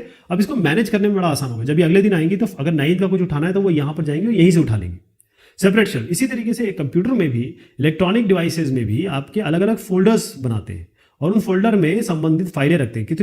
कितने भी फोल्डर बना सकते हैं, कोई रिस्ट्रिक्शन नहीं है, आपकी साइज पे डिपेंड करता है बस ड्राइव के, और कितनी भी फाइलें रख सकते हैं इसमें, ये आपके ऊपर है। अब एक बार आपने जब फाइल रख दी तो उनको आप कॉपी कर सकते हैं, इसकी मल्टीपल कॉपीज बना सकते हैं, इसको यहाँ से डिलीट कर सकते हैं, यहाँ से इस फोल्डर में आप मूव कर सकते हैं, इसका नाम चेंज करना है तो रीनेम कर सकते हैं, राइट क्लिक करके बहुत सारे काम कर सकते हैं आप। What are the steps you will perform to save a text file in Ubuntu? देखिए इसमें आंसर ये होगा, क्योंकि सबसे पहली चीज क्या होगा कि एक इन्होंने ये कहा है कि save a text file, steps you will perform to save a text file in Ubuntu। तो क्या करते हैं इसके लिए, सबसे पहले आपको एक फाइल बनानी पड़ेगी। तो पहले फाइल बना लेंगे, फाइल बनाने के बाद वो आपको जैसी फाइल आप बनाएंगे वो आपसे नाम पूछेगा, तो उसका नाम दे दीजिए और उसके बाद उस फाइल के अंदर कंटेंट लिख के यहां से आएगा सेव, मतलब यहां पर आपको मेन्यू बार में आएगा सेव, तो वो सेव हो जाएगी। अगर आपके पास ऑलरेडी एक फाइल है तो आप क्या करेंगे, इसको खोलेंगे, यहां पर ऑप्शन आएगा सेव एज, तो सेव एज कर देंगे इसको, तो ये फाइल जो है वो किसी और नाम से सेव हो जाएगी, सेम फाइल ऐसे। तो ये दो तरीके हैं इसमें, ये कर सकते हैं आप। Computer care and maintenance, computer या किसी भी कंप्यूटिंग डिवाइस का किस तरीके से आप रखरखाव करेंगे, मेंटेनेंस, और कैसे उसकी देखभाल करेंगे।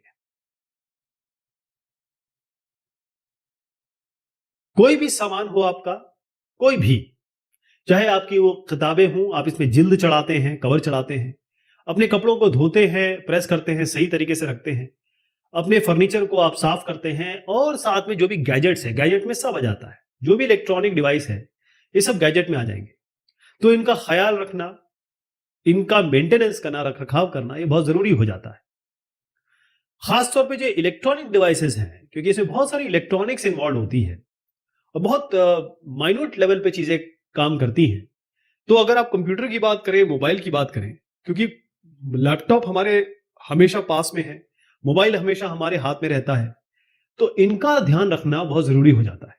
जैसे हम अपने शरीर का ध्यान रखते हैं, शरीर का ध्यान कैसे रखते हैं हम, डेली सुबह उठते हैं तो नहाते हैं, अपने टीथ, दांतों को आप ब्रश करते हैं, गार्गल करते हैं, हर दिन खाना खाते हैं 2 या 3 टाइम। तो जिस तरीके से हम अपना ख्याल रखते हैं, जरूरी हो जाता है कि जो मशीन्स हैं वो बोल तो सकती नहीं है कि मेरा ख्याल रखिए, लेकिन आपको उनका ख्याल रखना है, क्योंकि कंप्यूटर या कोई भी कंप्यूटिंग डिवाइस ये बहुत डेलिकेट मशीन है, जो इसके अंदर वायरिंग होती है, जो इसके अंदर डायोड है, ट्रायोड है, वॉल्स है, कैपेसिटर है, जितने भी इलेक्ट्रॉनिक पार्ट्स लगे हुए हैं, बड़ा डेलिकेट होता है। और कई सारे ऐसे पार्ट्स हैं जो मूव करते रहते हैं, घूमते रहते हैं। जैसे अगर आप देखेंगे तो जू जू जू करके आपको लैपटॉप में आवाज आती होगी, वो फैन है, हमेशा काम करता है, जैसे ही आप ऑन करेंगे वो ऑन हो जाएगा। तो बहुत सारे मूविंग पार्ट्स भी है। तो चाहे वो धूल हो, गंदगी हो, डस्ट हो, चाहे वो फिजिकल डैमेज हो, किसी तरीके से टूट फूट ना हो, हमें उसको प्रोटेक्ट करना है, उसकी सुरक्षा करना है इन सब चीजों से। ध्यान रहे, कंप्यूटर और मोबाइल, तो कंप्यूटर, कंप्यूटिंग डिवाइस और मोबाइल बड़े महंगे होते हैं, लाख लाख रुपए के लोग मोबाइल यूज कर रहे हैं, कंप्यूटर 1 लाख तक, वैसे जो बच्चे होते हैं या जो ऑफिस गोइंग, कहें कि स्कूल जाने वाले जो बच्चे होते हैं वो तो 50,000 तक का इस्तेमाल कर रहे हैं, लेकिन जो ऑफिस गोइंग है वो तो बड़ा महंगा महंगा इस्तेमाल करते हैं, क्योंकि उनको बहुत सारे काम करने होते हैं, तो बड़ा एक्सपेंसिव होते हैं। या एक्सपेंसिव का मतलब होता है कि काफी पैसे आपको खर्च करने होते हैं। अब अगर आप इसका ख्याल रखेंगे, रेगुलर बेसिस पे इसका चेकअप करते रहेंगे, या ये कहेंगे जिस तरीके से आप बाकी चीजों का ख्याल रखते हैं, तब यही कंप्यूटर, मोबाइल मान लीजिए 2 साल चलना है तो ये 4 साल चलेगा, 3 साल चलेगा। तो इससे क्या होगा, क्योंकि इतना महंगा, या ये कहें कि इतना एक्सपेंसिव, आपको दोबारा नहीं लेना पड़ेगा, कुछ दिन और चला सकते हैं उसको। क्या टिप्स है, क्या उस अपने डिवाइसेस को, कंप्यूटिंग डिवाइसेस को, इलेक्ट्रॉनिक डिवाइसेस को, उनका ख्याल रखने के क्या क्या बेहतरीन तरीके हो सकते हैं। तो पहली चीज इसमें आती है, अब मैं कंप्यूटर की बात करूंगा, आप कोई भी कंप्यूटिंग डिवाइस उठा लीजिए, सब में ही लागू होगा ये। पहली चीज इसमें यह है कि आपको चीजें साफ रखनी है। कंप्यूटर और डस्ट का वही रिश्ता है जो बिल्ली और चूहे का है, मतलब कंप्यूटर में डस्ट बड़ी घातक होती है। तो कंप्यूटर के अलग अलग पार्ट होते हैं, जैसे कंप्यूटर का स्क्रीन है, कीबोर्ड है, माउस है। तो चाहे आप कीबोर्ड की बात करें, चाहे आप किसी भी चीज की बात करें जो आपके लैपटॉप के करीब रखते हैं, आसपास रखते हैं आप, तो वो क्या क्या नुकसान पहुंचा सकता है और आपको क्या ध्यान देना है। पहली बात करेंगे कीबोर्ड की। कीबोर्ड वो एक ऐसा पेरिफेरल है जिसके थ्रू आप एंटर करते हैं।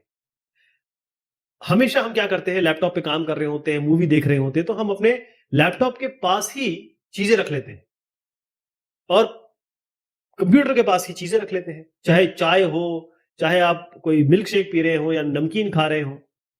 तो जो कीबोर्ड है उसमें जो क्रम्स गिरते हैं, क्रम्स का मतलब होता है जैसे ब्रेड के छोटे छोटे पीस हो गए, नमकीन के छोटे छोटे पीस हो गए, वो कीबोर्ड के यहां पर जगह होती है कीबोर्ड में ना, वहां जाके वो उसे खराब करते हैं। तो यहां पर आप देख रहे हैं कुछ सॉफ्ट ब्रश लीजिए, इस तरीके का ब्रश लीजिए, उससे आप कीबोर्ड को थोड़ा साफ करिए, या फिर थोड़ा कीबोर्ड को पलट दीजिए पीछे से, हल्का सा उसको, हल्का सा, बहुत तेज नहीं, हल्का सा थपका दीजिए, जैसे थपकी देते हैं ना, तो उसका पलट के तो गिरेगा जो भी गंदगी होगी। और जितने भी क्रम्ब या डस्ट पार्टिकल मतलब छोटे छोटे पार्टिकल्स जो होते हैं खाने के और जो धूल मिट्टी है उसको साफ करने की कोशिश करिए। जहां तक स्क्रीन की बात आती है, कंप्यूटर का स्क्रीन बहुत जरूरी होता है, तो स्क्रीन को साफ करना बहुत जरूरी हो जाता है। इसलिए क्या करेंगे, आप इसको साफ करेंगे स्क्रीन को, कीबोर्ड को भी साफ कर सकते हैं, लेकिन ध्यान रहे जो आप कपड़ा यूज करेंगे ये अल्ट्रा सॉफ्ट होना चाहिए, कपड़ा बहुत बहुत ज्यादा महीन और कॉटन का होना चाहिए। तो सॉफ्ट क्लॉथ जरूरी ये होता है कि सॉफ्ट क्लॉथ होना चाहिए, कोई भी फिंगर मार्क हो या जो भी उसमें स्टेन आ गए हो वो आपको साफ करना है।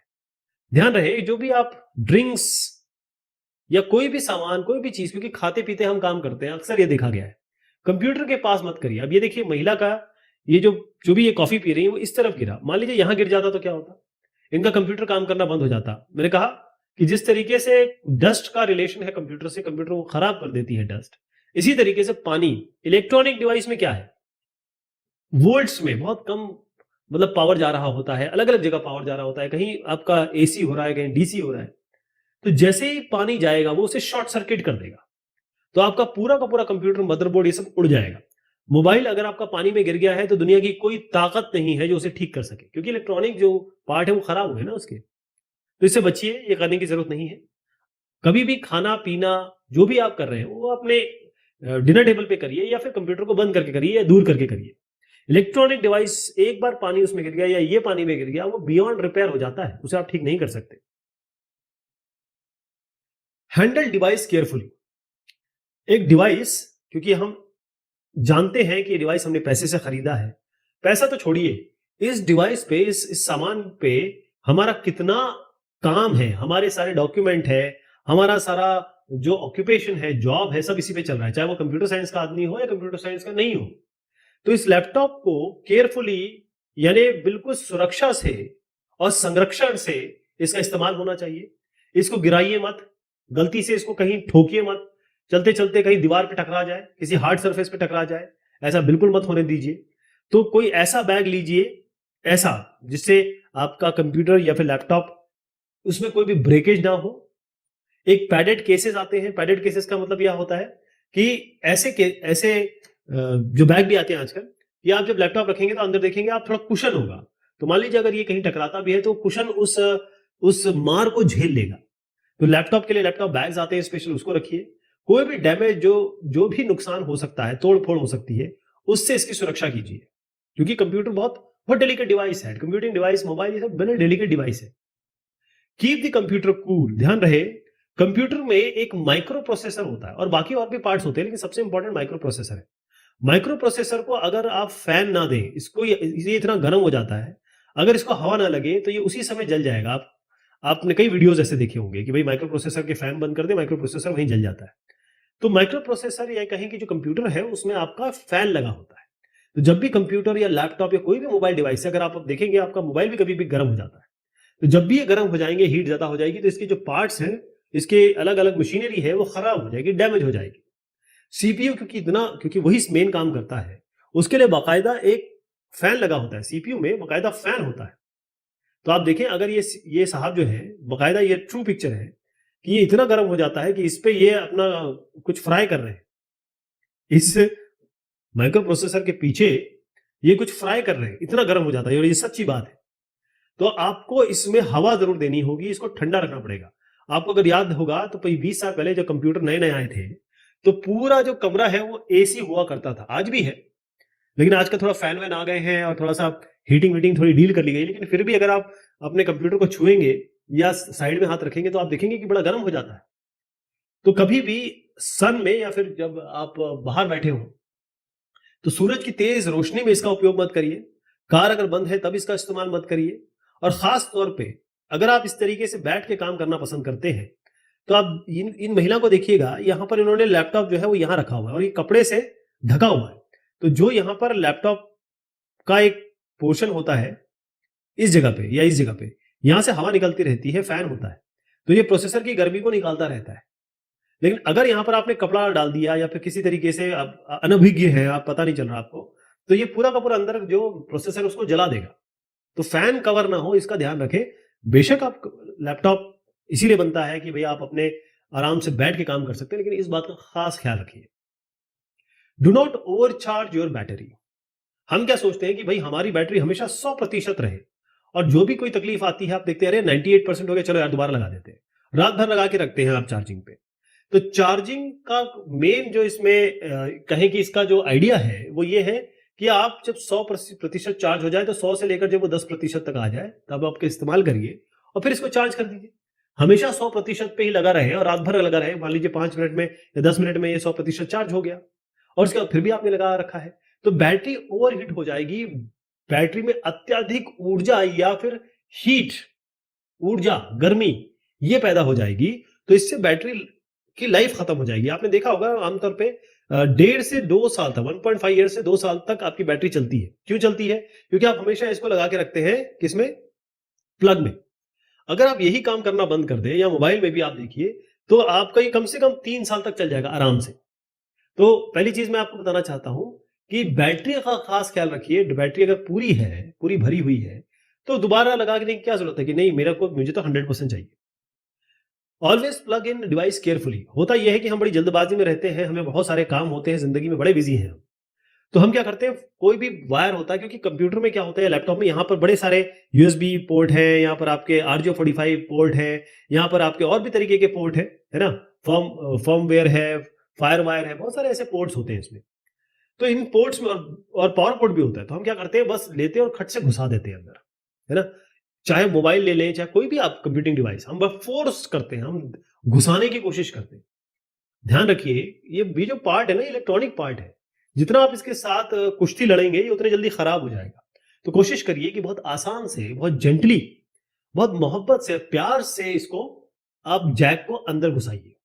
और उसके बाद अगर आपको लगे कि अंदर नहीं जा रहा है, इसका मतलब आपको पलटना पड़ेगा। यूएसबी डिवाइस खास तौर पे आप हमको समझ नहीं आता है और ये सबके साथ होता है, तो उसको पलट दीजिए और फिर डायरेक्शन चेंज करके फिर लगाइए। तो आपका जो प्लगिंग है वो बहुत स्मूथ होनी चाहिए। अगर प्लगिंग स्मूथ नहीं है तो आपको ये आप बात जान लीजिए कि आपका पोर्ट खराब होने में ज्यादा समय नहीं लगेगा। Do not run too many programs at a time. हम कोशिश क्या करते हैं कि यहां पर हमने VLC प्लेयर में मूवी भी देख रहे हैं, पीछे एक डाउनलोड भी लगा रखा है, यहां पर आपने एक कोई और ऑडियो एडिटिंग भी या वीडियो एडिटिंग भी कर रखा है, फिल्म हो रहा है या किसी और में। यहां पर आप एक चैट विंडो भी खोल रखा है आपने, फेसबुक वगैरह की।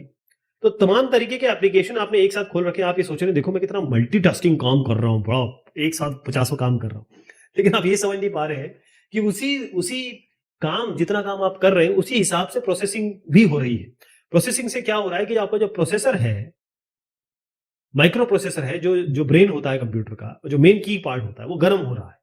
और गर्म होते होते जो, जैसे आप गाड़ी चलाते हैं ना, जब आप गाड़ी चलाते हैं, बहुत दिन तक गाड़ी चलाएंगे तो इसका टायर का क्या हो जाता है, घिस जाता है, तो वियर एंड टियर तो होगा। तो कंप्यूटर में वियर एंड टियर नहीं होगा ऐसा तो नहीं है, वो उसमें भी कुछ ना कुछ नुकसान होगा समय के हिसाब से। तो प्रोग्राम ऐप जो नहीं काम के हैं, जो आप नहीं जिसमें काम कर रहे हैं, उसको बंद कर दीजिए, उसी उसी पे काम करिए जो जिस पे काम कर रहे हैं। कहने का मतलब ये है कि जब भी आप कोई काम करते हैं तो आपका जो भी प्रोग्राम है वो रैम में जाना होता है। जब तक वो रैम में नहीं आएगा वो माइक्रो प्रोसेसर उसे नहीं लेगा। अब रैम जो है वो तो लिमिटेड है, 2 GB रैम है या 4 GB रैम है, जो भी रैम है। इस तरीके से आपकी जो आजकल गेमिंग बहुत करते हैं लोग, 3D गेमिंग करते हैं, तो गेमिंग वगैरह में क्या होता है कि बहुत आपको GPU चाहिए होता है, ग्राफिक प्रोसेसिंग यूनिट होते हैं, तो उसकी भी तो चीजें लिमिटेड है। और अल्टीमेटली ग्राफिक अलग, प्रोसेसर अलग हो गया है, नॉर्मल प्रोसेसर अलग हो गया है। लेकिन जो भी आप सोचें, जितना ज्यादा आप इसमें मेहनत करवाएंगे इससे, तो रैम लिमिटेड है, ये लिमिटेड है, तो एक्स्ट्रा रिसोर्सेज यूज होंगे और कहीं ना कहीं आपके जो फिजिकल इसका पैनोरामा है, स्ट्रक्चर है, वहां पर आप आघात कर रहे हैं। तो अल्टीमेटली क्या होगा, चीजें काम करना बंद कर देगी और आप ये इस तरीके से गुस्सा करेंगे कि यार ये काम क्यों नहीं कर रहा, मेरा तो इतना ज्यादा इंपॉर्टेंट काम था यहाँ पर। Prepare a maintenance schedule. जैसे आप कार की हर 6 महीने में या 8 महीने में सर्विस कराते हैं बगैर भूले हुए, इसी तरीके से जो भी आपके कंप्यूटिंग डिवाइसेस हैं, चाहे वो कंप्यूटर हो, चाहे वो लैपटॉप हो, चाहे वो आपका पाम टॉप हो या वो टैबलेट हो या और अन्य, ये अच्छी तरीके से काम करते रहे, परफेक्ट कंडीशन में काम करते रहे, समय तक, काफी समय तक काम करते रहे, उसके लिए जरूरी हो जाता है कि हम इनका मेंटेनेंस करें, यानी कि इनका रख रखाव करें। अब इसके रख रखाव में बहुत सारी चीज आती है। पहली तो चीज, मेंटेनेंस जो होता है 2 तरीके का होता है। एक होता है प्रिवेंटिव मेंटेनेंस और एक होता है करेक्टिव मेंटेनेंस। प्रिवेंटिव मेंटेनेंस मतलब अगर कोई प्रॉब्लम आने वाली है तो पहले ही इसको सॉल्व करने की कोशिश की जाए। यानी कि अगर डस्ट से दिक्कत आएगी, धूल से दिक्कत आएगी, तो धूल आने ना दिया जाए। करेक्टिव मेंटेनेंस है, इसका मतलब एक बार चीजें खराब हो गई तो किस तरीके से इसको दोबारा चालू करना है, इसको हम करेक्टिव मेंटेनेंस कहते हैं। तो सबसे पहली चीज आती है इसमें डेली मेंटेनेंस। जैसे आप सुबह उठते हैं, खाते हैं, टॉयलेट वगैरह जाते हैं, नाश्ता वाश्ता करते हैं, ये सारी चीजें आप डेली के डेली बेसिस पे करते हैं। इस तरीके से आपकी जो कंप्यूटिंग डिवाइसेस हैं उनको भी आपको डेली मेंटेन करना होगा, लेकिन उसमें बहुत ज्यादा काम नहीं करना है। जो आपके ईमेल में ये ईमेल बॉक्स है उसको आप क्लीन करते रहिए, और अगर आपके कुछ ईमेल आए हैं आपको लगता है इंपॉर्टेंट है, उसको सेव कर लीजिए अलग अलग फोल्डर्स में। हर हफ्ते क्या मेंटेनेंस करना है, यानी कि 7 दिन के अंतराल में या 10 दिन के अंतराल में आपको क्या मेंटेनेंस करना है। सबसे पहले आपको अपना कीबोर्ड साफ करना है। कीबोर्ड क्लीन करना बहुत जरूरी है, क्योंकि डस्ट धूल ये सब आती रहती है, आपने भी कुछ गिराया होगा इसमें। अपने मॉनिटर को क्लीन करना बहुत जरूरी है, क्योंकि मॉनिटर क्लीन करने से चीजें साफ साफ दिखाई देगी। आप हाथ लगाते हैं, बंद करते हैं, तमाम चीजें उसमें होती है, धूल तो आती ही आती है। इसी तरीके से जैसे आप मॉनिटर ठीक कर रहे हैं या साफ कर रहे हैं, इस तरीके से जो सेंट्रल प्रोसेसिंग यूनिट होती है और प्रिंटर, क्योंकि ये पेरिफेरल डिवाइस है प्रिंटर, तो इसको साफ करना बहुत जरूरी है। प्रिंटर में अगर धूल आ जाएगी तो फिर आपके प्रिंट ठीक से नहीं आएंगे। और आपका जो भी डेटा है, क्योंकि डेटा सबसे इंपॉर्टेंट होता है, मोबाइल खोने से किसी को ज्यादा गम नहीं होता है। मोबाइल का जो कॉन्टेक्ट लिस्ट होता है वो खोने से ज्यादा दुख होता है लोगों को। उसमें जो ऑडियोज है, वीडियोज है, क्योंकि वो उनके बड़े पर्सनल सालों से खींचे हुए होते हैं।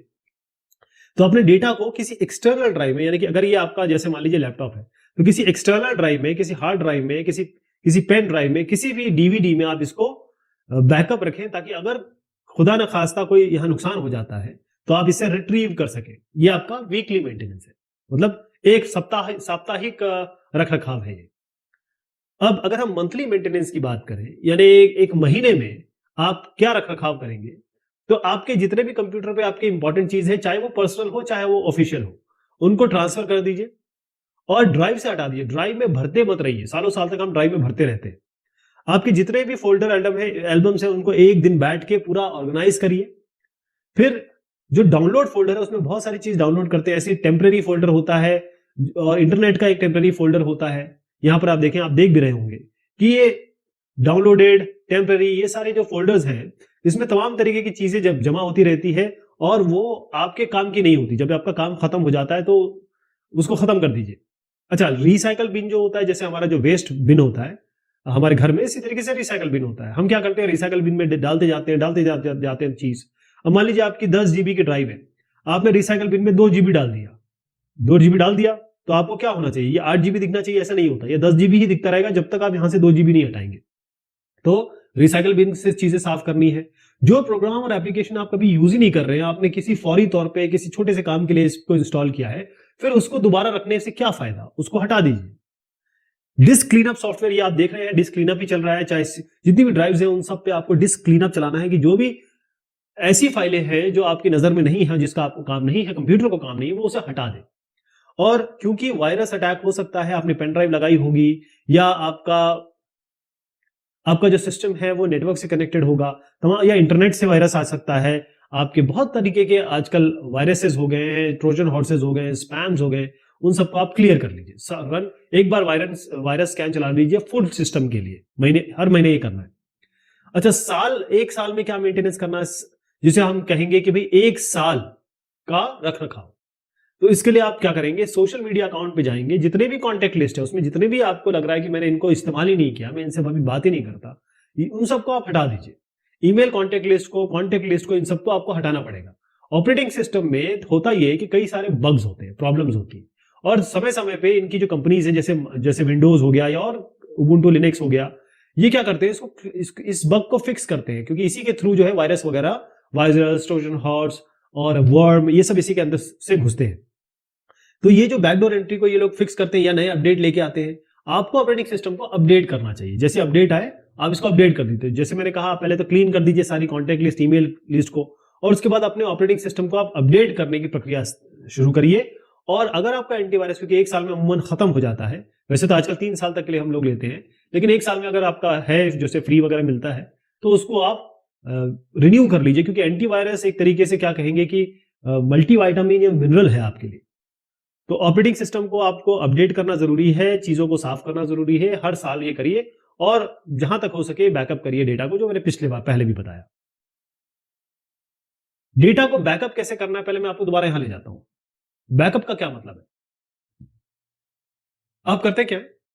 मान लीजिए आप कोई सामान यूज करते हैं, जैसे टूथब्रश का एग्जांपल ले लीजिए। तो आप क्या करते हैं कि एक टूथब्रश अपने घर में जरूर रखते हैं। क्यों? मान लीजिए खराब हो गया या मिल नहीं रहा है तो आप सुबह पेस्ट ही नहीं कर पाएंगे। तो हमेशा हम कोशिश ये करते हैं रिडंडेंसी की। रिडंडेंसी का मतलब होता है डुप्लीकेसी। डुप्लीकेसी का मतलब ये होता है कि हमारे पास एक चप्पल होगी, हम दूसरी चप्पल भी रखेंगे, एक जूता होगा दूसरा जूता भी रखेंगे।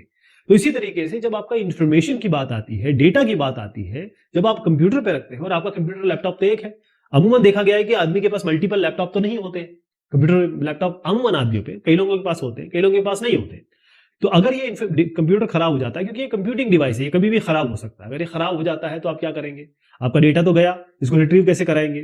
तो जरूरी ये है कि आप जिस तरीके से आपका ये कंप्यूटिंग डिवाइस है, एक और ड्राइव, कोई डिवाइस की जरूरत नहीं है, किसी ड्राइव में, जैसे आपकी एचडीडी होती है और आपकी एक्सटर्नल हार्ड ड्राइव भी होती है, पेन ड्राइव भी होती है, आजकल बड़ी बड़ी पेन ड्राइव आ रही है, डीवीडी तो खैर खत्म ही हो गया, लेकिन इस पे भी रख सकते हैं।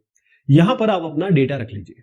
और इसमें रखने का फायदा क्या है? मान लीजिए आपका कंप्यूटिंग डिवाइस किसी दिन मिसबिहेव करता है, किसी दिन खराब हो जाता है, तो फिर आप यहां से अपना डेटा, जब आप नया कंप्यूटिंग डिवाइस लेंगे या इसको रिपेयर कराएंगे, वहां आप इसको लाके रख सकते हैं। तो डेटा को बैकअप करना जरूरी है, ताकि आप कोई भी डिजास्टर हो, कोई भी ऐसी चीज हो गई जो आपने नहीं सोची हो और नुकसान हो गया, तो आप रिकवर कर सकते हैं यहां से डेटा। ओके? क्योंकि कंप्यूटर कैसा है, कंप्यूटर तो क्रैश कर सकता है, आदमी इतनी ज्यादा मिस्टेक करता है, हो सकता है उसने कोई ऐसा कमांड चला दिया, चीजें ही चली गई। नेचुरल डिजास्टर है, इसको कौन रोकेगा? फ्लड आ गया, कोई भूकंप आ गया, कोई बाढ़ आ गई, तो आप कैसे रोकेंगे इसको? तो जितनी भी बड़ी बड़ी कंपनीज हैं, हॉस्पिटल्स हैं या बैंक्स हैं, अपने डेटा को वो सेफ रखें, रिडंडेंसी रखें, उसकी डुप्लीकेसी रखें, यानी कि उसको कहीं सेव करके रखें, ताकि उनका जो बिजनेस है स्मूथली चले। मान लीजिए ये एसबीआई बैंक है, और एसबीआई बैंक ने केवल मुंबई के एक डेटा सेंटर में अपना डेटा रख रखा है। मुंबई में मान लीजिए कोई वो तूफान आ गया और उनका जो डेटा सेंटर है वो किसी तरीके से उसको नुकसान पहुंच गया, तो जितने भी एसबीआई के कार्ड धारक है, कस्टमर्स हैं, उपभोक्ता हैं, वो तो बेचारे, जब तक ये चीज, क्योंकि इनका डेटा तो चला गया ना, पता ही नहीं कि मेरे अकाउंट में 3,000 थे या 3 लाख थे या 5 लाख थे। तो जरूरी ये हो जाता है कि एसबीआई बैंक एक मुंबई में रखे अपना डेटा सेंटर, एक बैंगलोर में रखे, और हो सके तो एक चेन्नई में भी रखे, और एक यहाँ पर त्रिपुरा में रखे, ताकि इतने वैरायटी जगह रख दे, और हो सकता है बाहर भी रख दे, विदेश में भी रख सकते हैं, कोई दिक्कत नहीं, क्लाउड स्टोरेज है आजकल, ताकि अगर ये नुकसान करते हैं तो यहां से ये डेटा रिट्रीव हो सके। तो ये जरूरी हो जाता है कि आप डेटा का बैकअप करें, क्योंकि बैकअप से फायदा ये है, बैकअप का मतलब बस ये होता है कि आप एक सामान की कॉपी दूसरी जगह रख दें, ताकि आप कभी ऐसा मौका आए जो खुशनुमा ना हो, तब आप उसका उपयोग कर सकें, उसको रिट्रीव कर सकें, या दोबारा आप बगैर नुकसान के चीजों का इस्तेमाल कर सकें। Scanning and cleaning viruses. Virus जो होता है, जैसे आपके शरीर में जब वायरस जाता है, कोई कोरोना जाता है या कोई और वायरस जाता है, इबोला जाता है, तो आप बीमार हो जाते हैं, आपका शरीर उसको रिएक्ट करता है, फिर बीमार होने लगता है। इसी तरीके से एक कंप्यूटिंग डिवाइस, मैं कंप्यूटिंग डिवाइस इसलिए बोल रहा हूं क्योंकि इसमें कंप्यूटर, लैपटॉप, टैबलेट, जो भी आपके सिस्टम्स होते हैं वो सबको जोड़ रहा हूं मैं। तो जब आपका एक यहां पर डिवाइस है और यहां पर सारे प्रोग्राम्स चलते हैं, और प्रोग्राम्स क्या है? ये एप्स क्या है? ये सॉफ्टवेयर ही तो है, और ये प्रोग्रामिंग लैंग्वेज में लिखे गए प्रोग्राम्स हैं। तो इसी तरीके से जब एक पुलिस होता है, और पुलिस क्या करती है? बदमाशों को पकड़ती है। तो बदमाश है तभी तो पुलिस है, बदमाश अगर होगा ही नहीं तो पुलिस कहां से होगी? इसी तरीके से जब सॉफ्टवेयर बना रहा है एक अच्छा आदमी, तो एक बुरा आदमी भी है, वो भी सॉफ्टवेयर बना रहा है, ये काम अच्छा करने के लिए बना रहा है, लेकिन ये जो आदमी है ये बुरा करने के लिए बना रहा है, यानी ये पैसा चाहता है या नुकसान करना चाहता है या मजे के लिए करना चाहता है, बस ये आपके कंप्यूटर सिस्टम को या किसी नेटवर्क को या इंटरनेट सिस्टम को खराब करना चाहता है, नुकसान करना चाहता है, पैसा लेना चाहता है, एक तरीके से ये थेफ्ट करना चाहता है, बर्गलरी करना चाहता है, बहुत सारी चीजें ये नुकसान पहुंचाना चाहता है, जैसे अमूमन आम जिंदगी में होता है। इनको हम इनके द्वारा बनाए गए प्रोग्राम को वायरसेस कहते हैं। इस वायरस को रोकने के लिए क्या करेंगे? जैसे हमारे पास जो बदमाश है उनके लिए रोकने के लिए पुलिस है, ऐसे इनके लिए हमारे कंप्यूटर में एंटीवायरस होता है। और एंटीवायरस का काम ये होता है कि जो भी वायरस एंटर करेगा उसको वो या तो रोक देगा, और मान लीजिए वायरस सिस्टम में एंटर हो गया, अगर वायरस एंटर हो गया तो इसको खात्मा कर देगा, या इसको क्वारंटीन कर देगा, किसी ऐसी जगह पर रख देगा जहां पर इसका कभी भी उपयोग ना हो सके, इसको छुपा देगा, एक तरीके से दबा देगा। तो आप ध्यान रखिए, ये जो एंटीवायरस सिस्टम्स हैं, मैं एक दिखा रहा हूं, लेकिन ऐसे बहुत सारे एंटीवायरस सिस्टम्स आते हैं, कोशिश ये करिए कि एंटीवायरस आपके सिस्टम में हो और उसको चलाइए। एक एंटीवायरस जो आते हैं इसमें कुछ एंटीवायरस जो होते हैं केवल आपकी ड्राइव के लिए होते हैं, कई जो होते हैं वो इंटरनेट के लिए होते हैं। तो मैं ये कहूंगा कि total security, internet plus drive plus everything, जिसमें बहुत सारे अलग अलग तरीके की भी चीजें आ रही है, स्पैम आ रहे हैं और कुछ छुपे हुए वायरसेस आ रहे हैं, या जो वायरस का काम नहीं करते लेकिन वायरस दिखते नहीं लेकिन हो जाते हैं, उनके अंदर छुपे रहते हैं। तो एक टोटल सिक्योरिटी वाला सोल्यूशन आपके सिस्टम में होना चाहिए। आप कभी कभी थोड़ा सा ऐसा महसूस करते हैं कि आज यार मैं थक गया हूं, है ना, तो आप क्या करते हैं, कुछ एनर्जी ड्रिंक लेते हैं, बिग बुल या क्या कहते हैं उसका, रेड बुल लेते हैं, है ना? ऐसा करते हैं। कंप्यूटर भी तो एक कंप्यूटिंग डिवाइस है, इसका भी परफॉर्मेंस लो होगा। एक चीज को जब बहुत सालों तक यूज करेंगे तो उसका परफॉर्मेंस लो होना ही होना है। अगर एक कंप्यूटर को आप बहुत सालों से यूज कर रहे हैं, उसमें बहुत सारी फाइल्स हैं अननेसेसरी जिसकी जरूरत नहीं है, डेटा भर के रखा हुआ है आपने जिसकी जरूरत नहीं है, या फिर जिसको आप कहीं और रख सकते हैं। टेम्पररी फाइल्स, जब भी आप किसी भी इंटरनेट पे या किसी भी चीज को एक्सेस करते हैं, टेम्पररी जो फोल्डर है वो भरता रहता है। ऐसी कई इमेजेस होती है जो अपने आप डाउनलोड हो जाती है या आ जाती है या आप करते हैं। तो होता यह है कि जब इतनी सारी जो चीजें हैं जो भर जाएंगी, और ये कंप्यूटर इस पे भी काम कर रहा होगा और आपकी चीजों पे भी काम कर रहा होगा, तो बड़ी बात है कि जो इसका परफॉर्मेंस है या इसकी कार्य क्षमता ये कम हो जाएगी। तो जरूरी ये हो जाता है कि इन सब चीजों को हम हटा दें, क्लियर कर दें, साफ कर दें। और इसके लिए हम क्या कर सकते हैं, या तो हम मैनुअली करें या इसके लिए डिस्क क्लीनर सॉफ्टवेयर आते हैं। तो डिस्क क्लीनर सॉफ्टवेयर, आप चाहते हैं कि आपकी कंप्यूटर परफॉर्मेंस अच्छी हो, आपको कोई परेशानी ना हो, आपको कोई दिक्कत ना हो, तो बेस्ट ये है कि आप कई ऐसे सॉफ्टवेयर आते हैं, डिस्क क्लीनिंग सॉफ्टवेयर आते हैं जो आप उपयोग कर सकते हैं और अपने सिस्टम को ऐसे क्लियर करेंगे आप, ताकि परफॉर्मेंस अच्छी रहे। और कोई तरीका नहीं है कंप्यूटर में, ऐसा नहीं कि जैसे छुरी की धार कम हो जाती है तो उसको तेज करते हैं, ऐसा नहीं है। ये जो है बस इसको साफ रखिए, क्लीन रखिए, कम से कम डेटा रखिए, कम से कम एप्लीकेशन चलाइए और अच्छे से ठंडा रखिए इसको, तो बहुत अच्छे से काम करेगा।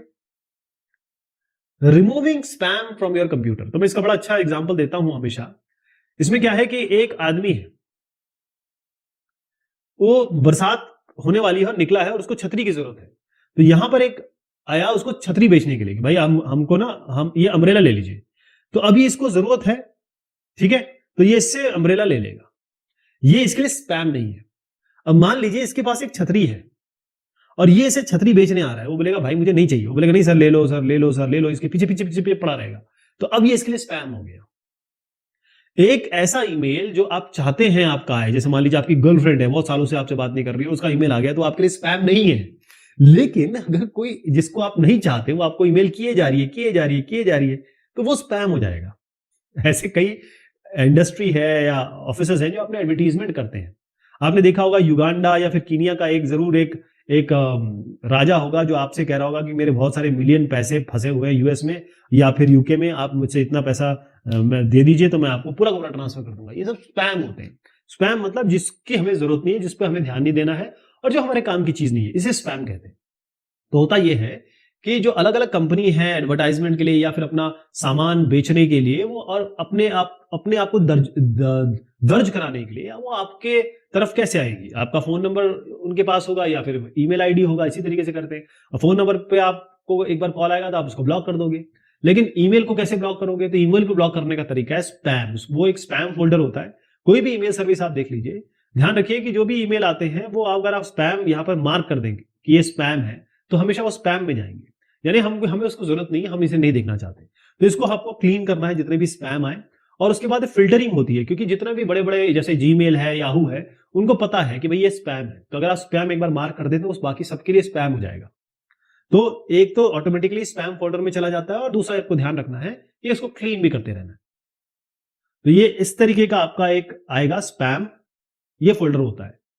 ट्रैश अलग है, स्पैम अलग है, ध्यान रखिएगा। कभी कभी क्या होता है कि कई आपको ईमेल किया किसी ने और आप उसको बोला, आपने कहा मुझे तो नहीं पहुंचा, उसने कहा अभी तो भेजा है, नहीं पहुंचा, फिर आप देखेंगे स्पैम में चला गया वो। तो कभी कभी ऐसा भी हो जाता है, इसलिए ध्यान रखिएगा। सवाल जवाब की तरफ बढ़ते हैं।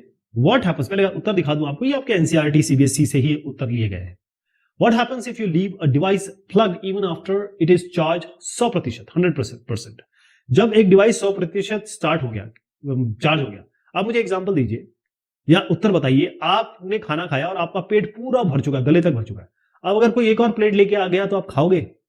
चाहे आप कितने भी उस चीज को पसंद करते हो, इडली, डोसा, सांभर, कोई भी आप चीज आपके सामने आ जाए, चाहे आपका पेट भरा हुआ बिल्कुल नहीं खाओगे, यही है ना। तो यहां क्या होगा, अगर पूरा चार्ज अगर आप हो गया फिर भी आपने प्लग किया हुआ है तो ये ओवर हीट हो जाएगा, गर्म होने लगेगा, बैटरी जो है उसकी गर्म होने लगेगी। तो ये इसका होता है। How can an antivirus protect your device? Antivirus का काम क्या होता है? वायरसेस क्या होते हैं? जो आपके ऐसे प्रोग्राम जो आपके कंप्यूटर को नुकसान पहुंचाएंगे किसी भी तरीके से, फाइनेंशियली, इमोशनली, किसी भी तरीके से नुकसान पहुंचा सकते हैं। आपका डेटा चोरी कर सकते हैं, आपके डेटा को खराब कर सकते हैं, नेटवर्क को खराब कर सकते हैं, आपको डिनायल ऑफ सर्विस अटैक हो सकता है, बहुत तमाम तरीके के, इसके लिए तो अलग से डिस्कशन हो सकता है। तो एंटीवायरस क्या करता है? एंटीवायरस ये करता है कि आपके डेटा को बचाता है बेसिकली। अगर ये कोई खराब करने की कोशिश करे, कोई एप्लीकेशन इसको खराब करने की कोशिश करे जिसको हम वायरस कह रहे हैं, वो उसको बचाता है बस। तीसरा सवाल देख रहे हैं, which option is not required to keep a device cool? कौन सा ऑप्शन है?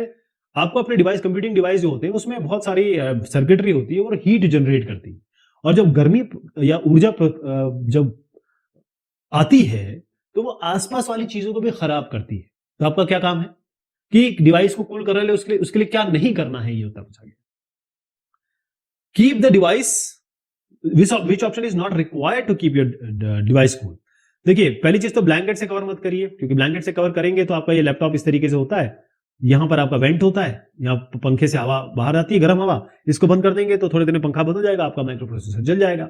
Make sure computer CPU fan is working. अगर सीपीयू का फैन काम नहीं कर रहा है तो सीपीयू फट से जल जाएगा, मैं आपको गारंटी दे रहा हूं। Avoid leaning the device in the sun. गर्मी में ऑलरेडी बैठे हैं आप और ऊपर से और अपने जो डिवाइस है उसको सन में रख रहे हैं या फिर धूप में रख रहे हैं, तो गलत हो जाएगा।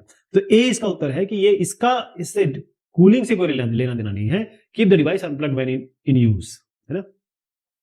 Which of the following is essential for maintaining keyboard? Keyboard वो ऐसा डिवाइस है या ऐसा पेरिफेरल है जिससे आप इनपुट देते हैं। तो कौन सा ऐसा तकनीक है जो बहुत जरूरी है ताकि आप एक कीबोर्ड का रखरखाव कर सके? तो इसका उत्तर क्या है? कीबोर्ड को आप उल्टा करिए और हल्के से पीछे थपथपाइए, जैसे बच्चे को थपथपाते हैं ना, उस तरीके से थपथपाइए। मतलब ये कीबोर्ड है, आप इसको उल्टा कर दीजिए अपसाइड डाउन और हल्के से थपथपाइए तो चीजें नीचे गिर जाएंगी। ब्लोअर अगर आपके पास है तो इसकी धूल वगैरह निकाल दीजिए ब्लोअर से, और बहुत ही हल्का एक सोप या वाटर का पानी लीजिए, और ध्यान रखिए एक कॉटन का कपड़ा लेना है, और आपको जो ये सोप और वाटर का या जो भी आपके पास क्लीनिंग एजेंट है उसको आप सीधा कीबोर्ड पे नहीं लगाना है, आपको कपड़े पे लगाना है और फिर उसको साफ करना है जो की कैप्स है। तो सारा इसका उत्तर है, डी है इसका उत्तर। सब्जेक्टिव क्वेश्चन की तरफ बढ़ते हैं। Explain how to clean a computer on a daily basis. तो इसकी चर्चा तो हम काफी अच्छे से कर चुके हैं चैप्टर में, लेकिन मैं थोड़ा सा शॉर्ट में बता देता हूं। कीबोर्ड को साफ करिए सॉफ्ट ब्रश से, स्क्रीन को साफ करिए बहुत सॉफ्ट क्लॉथ से या कपड़े से। खाना पीना अपने सिस्टम के पास, कंप्यूटर के पास मत खाइए। डिवाइस को बड़े एकदम जैसे छोटे से बच्चे को हम रखते हैं उस तरीके से डील करिए, तोड़िए फोड़िए मत। अपने कंप्यूटर को जितना हो सके कूल रखिए, ठंडा रखिए। बैटरी जब 100% हो जाए तो बस निकाल दीजिए, अनप्लग कर दीजिए, ओवरचार्ज मत करिए। कुश्ती मत लड़िए जब आप कोई डिवाइस या पेरिफेरल अपने कंप्यूटर के अंदर लगाते हैं किसी यूएसबी डिवाइस में, बहुत जेंटली, बहुत आसानी से, प्यार से इसको लगाइए, और एक साथ बहुत सारे प्रोग्राम मत चलाइए। How can you increase the performance of a computer? एक कंप्यूटर का परफॉर्मेंस कैसे आप बढ़ा सकते हैं? आपने देखा होगा जब आपका कंप्यूटर नया नया आता है तो बहुत अच्छा चलता है, कुछ दिनों बाद इसकी परफॉर्मेंस या इसकी कार्य क्षमता क्यों कम हो जाती है? कुछ ना कुछ तो आपको आइडिया लगाना होगा। क्योंकि हम बहुत सारे सॉफ्टवेयर डाल देते हैं, तो अननेसेसरी सॉफ्टवेयर में डालिए। जो प्रोग्राम हम स्टार्टअप पे डाल देते हैं, क्योंकि जब कंप्यूटर बूट होता है तो बहुत सारे हमारे प्रोग्राम स्टार्टअप पे होते हैं, उसको आप कम कर दीजिए। जितनी ज्यादा रैम हो उतना अच्छा है, बहुत ज्यादा रैम नहीं, क्योंकि वो हार्ड ड्राइव और उन सब पे डिपेंड करता है। कोई भी स्पाईवेयर है, वायरसेस आपके कंप्यूटर में आ गए हैं, उनको क्लीन करिए।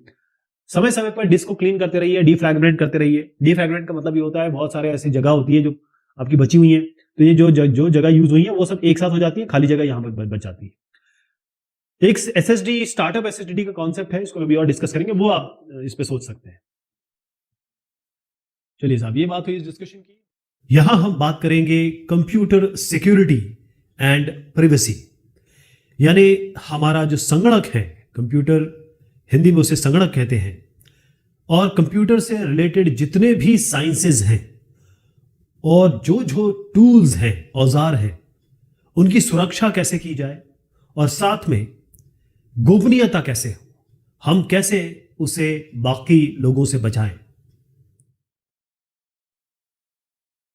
आज चाहे हमारा मोबाइल हो, चाहे हमारा कंप्यूटर हो, या कोई भी इलेक्ट्रॉनिक डिवाइस है, उसमें हम बहुत सारी जानकारियां रखते हैं।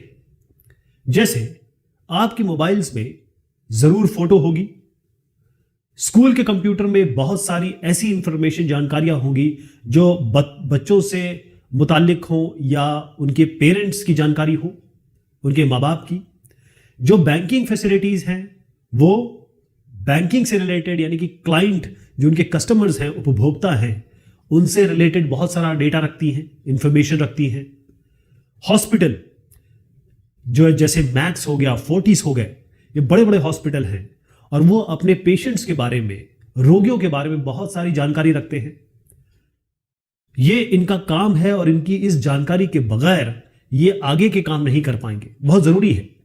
लेकिन दिक्कत ये है कि अगर ये जानकारियां किसी भी तरीके से, कोई भी तरीका हो सकता है, इनका नुकसान हो जाए, ये गुम हो जाए या लीक हो जाए, किसी और के हाथ में चले जाए या ऐसे इंसान के हाथ में चले जाए, ऐसे ग्रुप के हाथ में चले जाए जो गलत लोग हैं, जो अच्छे लोग नहीं हैं, तो ये उन सभी लोगों को नुकसान पहुंचाएंगे, हार्म पहुंचाएंगे। ये हार्म कई तरीके के होते हैं जिनको हम आगे देखने वाले हैं। जैसे जब हम जानकारी की बात करते हैं, मान लीजिए आप हैं, आपका एक नाम होगा, आप क्रेडिट कार्ड यूज करते हैं या डेबिट कार्ड यूज करते हैं, इसका एक पिन नंबर होगा, इसका एक सीवीवी कोड होगा, ऐसे यूजर नेम, पासवर्ड, ऐसे तमाम तरीके की जानकारियां होती हैं जो आसान करने के लिए, बार बार आप इसे एंटर ना करें, ये स्टोर कर ली जाती है, ये कहीं ना कहीं रख दी जाती है ताकि आपका काम आसान हो। बार बार इसको डालना बड़ा मुश्किल होता है। अब अगर ये डेटा, ये इंफॉर्मेशन, ये आपकी जानकारी, चाहे आप बैंक की बात करें, चाहे कोई हॉस्पिटल की बात करें या किसी भी संस्थान की बात करें, किसी प्रशासकीय संस्थान की बात करें, और वहां से ये डेटा, ये जानकारी अगर किसी के हाथ में, किसी ऐसे इंसान के हाथ में चले जाए जो गलत है, तब आप क्या करेंगे? तो जरूरी ये हो जाता है कि अपने कंप्यूटर, किसी भी कंप्यूटिंग डिवाइस, चाहे आप ये मोबाइल देख लें, चाहे आप लैपटॉप देख लें, टैबलेट देख लें, अपने डेटा को, अपनी जानकारी को और अपने फिजिकल डिवाइस को सेफ रखना है, यानी इसको सुरक्षित रखना है और सिक्योर रखना है, गोपनीय रखना है। कंप्यूटर सिक्योरिटी यानी कंप्यूटर की सुरक्षा, ये किससे डील करती है, इसका ताल्लुक किस चीज से है? आप कंप्यूटर को प्रोटेक्ट करना चाहते हैं, उसकी सुरक्षा करना चाहते हैं, तो मेन बात यह है, इसमें जो की अगर हम आइडिया निकालें तो वो है, आप डेटा का लॉस रोकना चाहते हैं।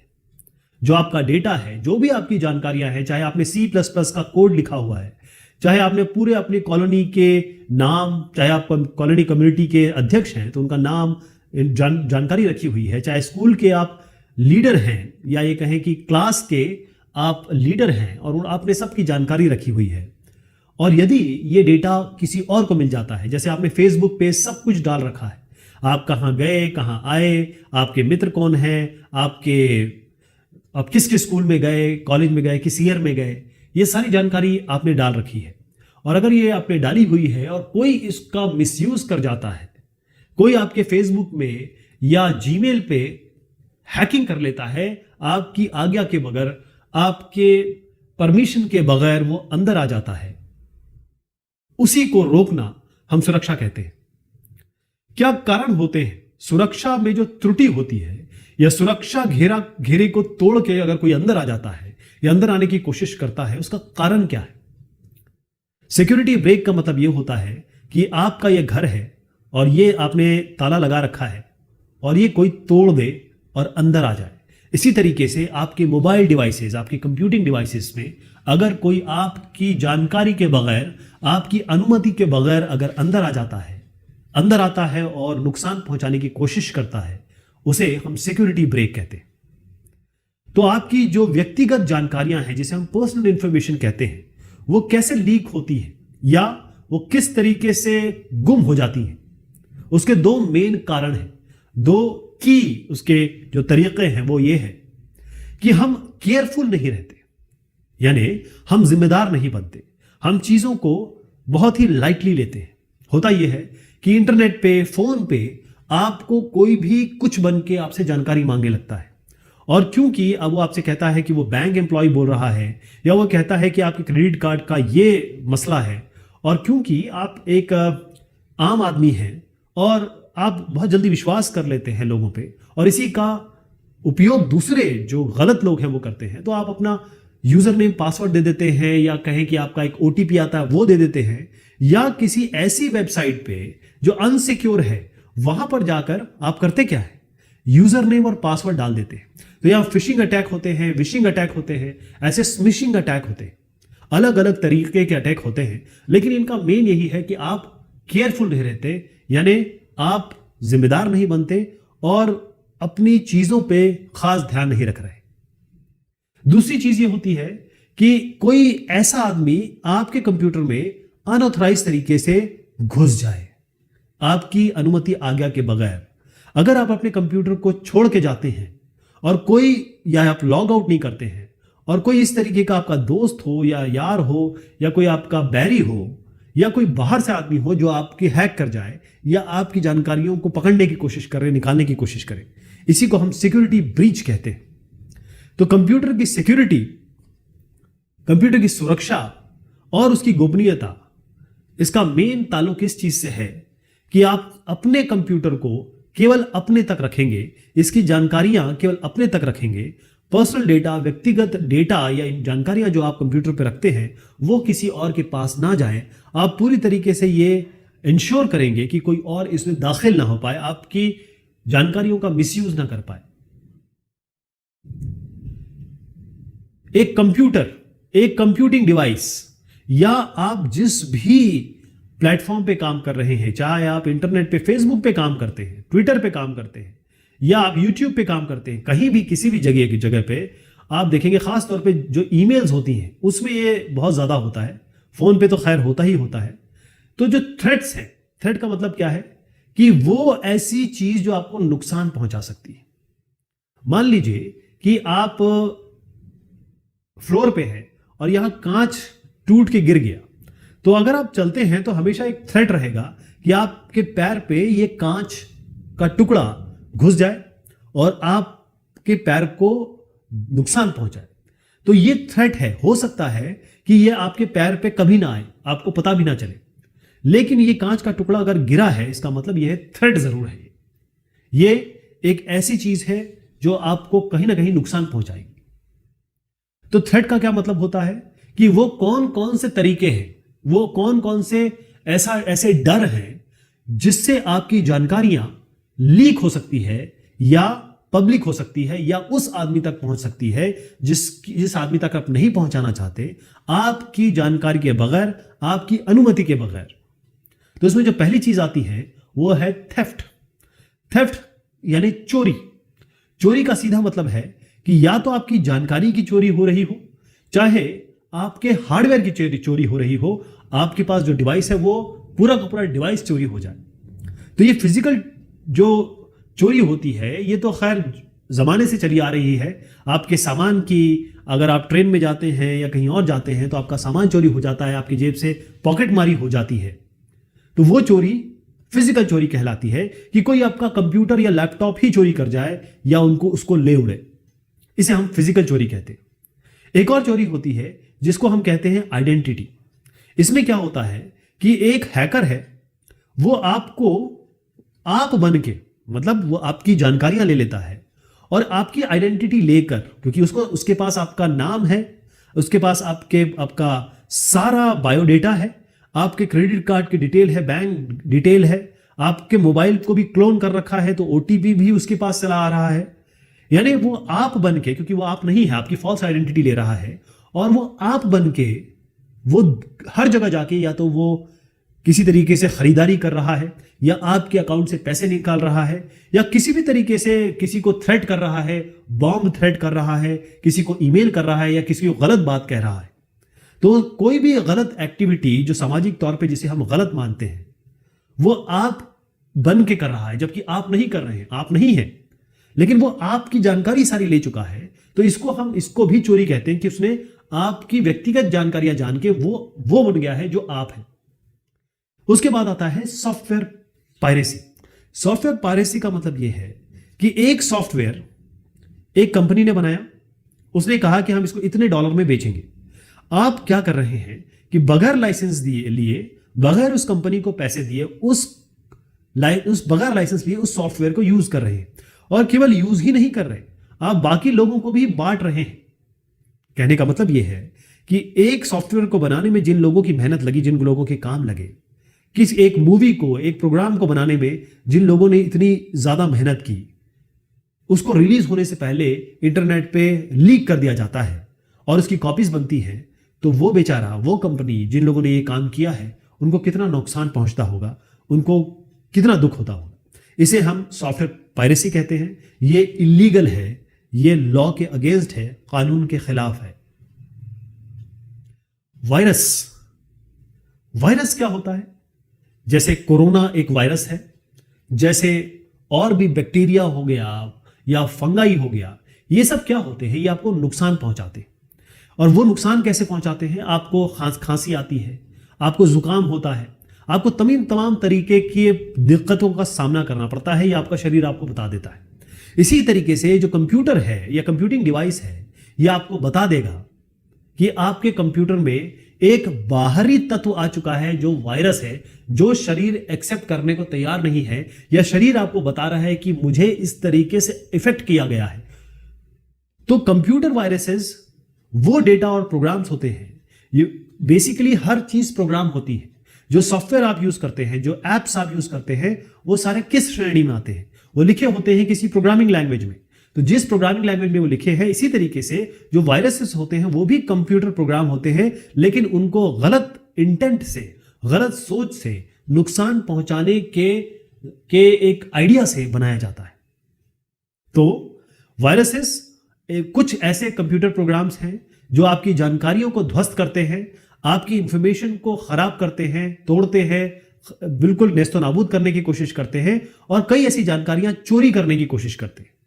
तो कौन से टाइप के, कौन से प्रकार के वायरसेस हैं? तमाम तरीके के वायरस हैं, जिसमें हम दो की बात यहां पर जरूर करेंगे।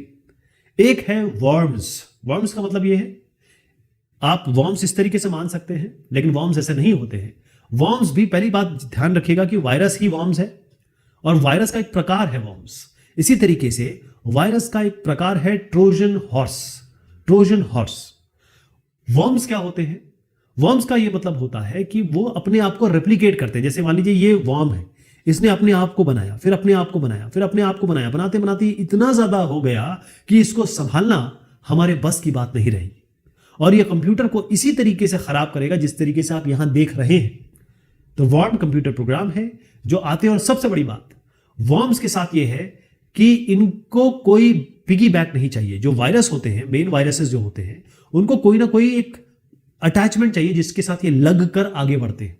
वर्म्स को लगना नहीं पड़ता है, एक बार ये आपके कंप्यूटर में एंट्री मार जाए और उसके बाद ये नेटवर्क के जरिए या और तमाम तरीके से ये बढ़ते चले जाते हैं, बढ़ते चले जाते हैं, और इधर से उधर ये मूव करते रहते हैं, घूमते रहते हैं। तभी इनको निकालना, इनको रिमूव करना बहुत मुश्किल हो जाता है। हमने बात की कि जो थ्रेट्स है, इसको हम धमकी भी कह सकते हैं, या फिर जो नुकसान चीजें पहुंचा सकती हैं कंप्यूटर को, आपका डेटा को, उसकी चर्चा हमने की थी कि चोरी हो सकती है, फिजिकली चोरी हो सकती है, कोई आपका कंप्यूटर उठा के ले जाए, कोई आप बन के गलत काम कर दे, या किसी भी सॉफ्टवेयर को आप बगैर खरीदे, बगैर लाइसेंस फीस दिए हुए आप इसका उपयोग करने लगे, इसको सॉफ्टवेयर पायरेसी कहते हैं। उसके बाद हमने चर्चा की वायरस की। वायरस वो प्रोग्राम होते हैं जो नुकसान पहुंचाते हैं आपके कंप्यूटर को। उसके दो फॉर्म हो सकते हैं। एक वर्म है, वर्म के साथ ये है कि ये अपने आप को रेप्लिकेट करता है, यानी कि मल्टीपल, इसको किसी की आवश्यकता नहीं पड़ती, ये नेटवर्क में फ्लो करता है, ये अपने आप को दोबारा डुप्लीकेट करता है। Trojan horse. ट्रोजन हॉर्स एक कहानी थी, एक कहानी से आया है। इसमें होता यह है कि यहां पर एक घोड़ा है, इसके अंदर बहुत सारे सैनिक बैठे हुए हैं, और इन लोगों को पता नहीं है कि ये दुश्मन सैनिक है, और बस यहां से सैनिक निकलते हैं और हमला करते हैं। तो गिफ्ट की तरह ये आया था। तो इसी तरीके से जो ट्रोजन हॉर्स है, ये एक तरीके का वायरस ही है, और ये अटैक कैसे करता है, ये काम कैसे करता है, ये अपने आप को डिस्गाइज करता है। यानी कि आपको बताता है कि हम आपके फ्रेंड हैं। ये जो घोड़ा दिया गया था वो दुश्मन मुल्क ने इनको दिया था गिफ्ट के तौर पर, तो इनके लिए तो ये एक अच्छी चीज हुई, लेकिन असल में इसके अंदर सैनिक बैठे हुए हैं। तो आपको लगेगा कि ये तो बहुत ही हमारा उपयोगी प्रोग्राम है, लेकिन जैसे ही कंप्यूटर में आया, जैसे ही ये इस इलाके में आया, इसने वायरस की तरह यानी नुकसानदेह प्रोग्राम की तरह बिहेव करना शुरू किया, आचरण करना शुरू किया, और फिर डेटा को, आपके जो महत्वपूर्ण जानकारियां हैं उनको नुकसान पहुंचाना शुरू किया। ऑनलाइन प्रेडेटर का मतलब क्या होता है? कभी कभी आप देखते हैं कि जो लड़के हैं वो लड़कियों को अपनी चिकनी चुपड़ी बातों में फंसाते हैं, उनसे शादी करने की बात कहते हैं, फिर उनके साथ वो यौन संबंध बनाते हैं। इसे हम कहेंगे कि वो इनअप्रोप्रिएट रिलेशनशिप के लिए, इनके शरीर का उपभोग करने के लिए कई ऐसे इंटरनेट पे प्रेडेटर बैठे हैं। प्रेडेटर का मतलब ये होता है कि वो आपको खाए जाएंगे, आपको नुकसान पहुंचाएंगे। खास तौर पे एक 50 साल का आदमी है, वो 15 या 20 साल की लड़की से बात कर रहा है और बता रहा है कि मैं 18 साल का हूं। इसी तरीके से बहुत सारी आपको शब्दों से या फिर फोटो से, किसी और तरीके से आपको बुली किया जाए। बुली का मतलब यह होता है कि छेड़ना, परेशान करना, गलत बात कहना। तो ये जो लोग करते हैं उनको हम ऑनलाइन प्रेडेटर कहते हैं। इंटरनेट स्कैम्स क्या होते हैं? स्कैम्स का मतलब होता है धोखाधड़ी। धोखाधड़ी या आपके साथ कोई इस तरीके का गुनाह करना, गुनाह तो नहीं कहूंगा, गुनाह का आप कत्ल से जोड़ सकते हैं या फिर और किसी बर्गलरी से। स्कैम का मतलब होता है कि आपको गलत जानकारी देके बेवकूफ बनाना कह सकते हैं। कभी कभी आपको बड़े अट्रैक्टिव ऑफर मिलते हैं, यानी कि आपको बोला जाएगा कि आपने एक जबरदस्त प्राइज जीत लिया है, आपको लॉटरी मिली है। आप एक काम करिए, आपको $1 मिलियन की या 10 लाख की आपको लॉटरी मिली है। आप एक काम करिए, फटाफट 10,000 रुपए इस तारीख तक, इस समय तक जमा करा दीजिए, और आप जब जमा करा देंगे तो हमें रिसीट भेजिए, इसी अकाउंट में जमा करा दीजिए, और आपको हम ये 1 मिलियन रुपए ट्रांसफर कर देंगे। लेकिन जब ही आप पैसा जमा कर देंगे 10,000, क्योंकि 10,000 दे के 1 मिलियन 10 लाख रुपए बहुत एक बड़ा एक नंबर पहुंच जाता है, तो खुश हो जाते हैं हम, और इन धोखे धड़ी करने वालों के जाल में हम फंस जाते हैं। तो जब ये आप पैसा जमा करते हैं, ना केवल आप ये पैसा लूज कर जाते हैं, ये पैसा आपका गया, इसके अलावा जो आप क्रेडिट कार्ड का इस्तेमाल करते हैं या भी जो भी अपना अकाउंट इंफॉर्मेशन है वो दर्ज कराते हैं, वो भी आगे इसका मिसयूज हो सकता है, इसका किसी गुनाह के लिए, किसी फ्रॉड के लिए इस्तेमाल हो सकता है। प्रोटेक्टिंग योर डेटा, अपने डेटा को, अपनी महत्वपूर्ण जानकारी को, अपने काम को, अपनी इंफॉर्मेशन को प्रोटेक्ट करना, उसकी सुरक्षा करना, यह आपका कर्म है, धर्म है। क्योंकि जैसे अगर आप बाहर सोना नहीं छोड़ सकते, बाहर पैसा नहीं छोड़ सकते, क्योंकि ऐसे कई लोग हैं जो इस पैसे को चुराने के लिए या इसको पाने के लिए बेताब है, कोई भी हद तक जा सकते हैं। तो कई चोर हैं, कई ऐसे लोग हैं जिन्होंने ऐसे प्रोग्राम बना रखे हैं, वायरस बना रखे हैं, जो आपको नुकसान पहुंचाने के लिए आमादा है। इनसे बचना ये आपकी जिम्मेदारी है।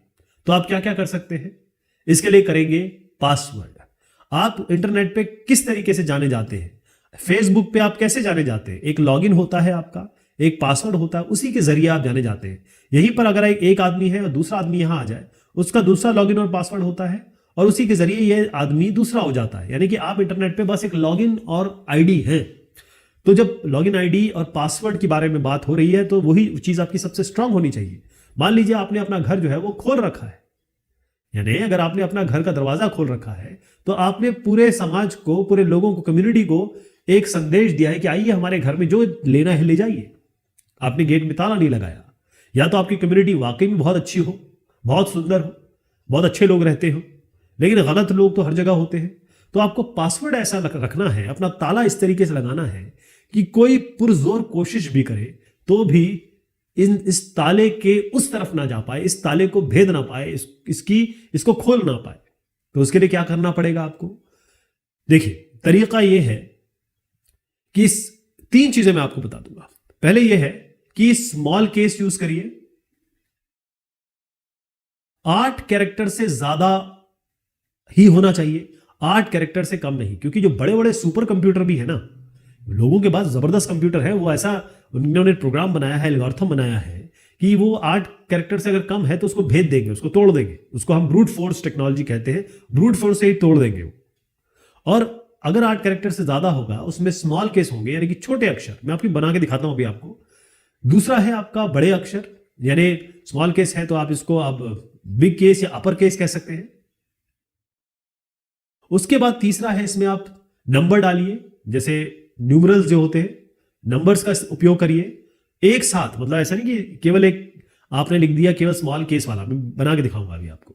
चौथा इसमें इंपॉर्टेंट बात आती है कि आप इसमें स्पेशल कैरेक्टर यूज करें, जैसे परसेंट यूज करें, जैसे ये इसको हम कैप साइन कहते हैं, ये हो गया, हैश हो गया, या डॉलर साइन करें। तो एक पासवर्ड आपको बना के दिखाता हूं।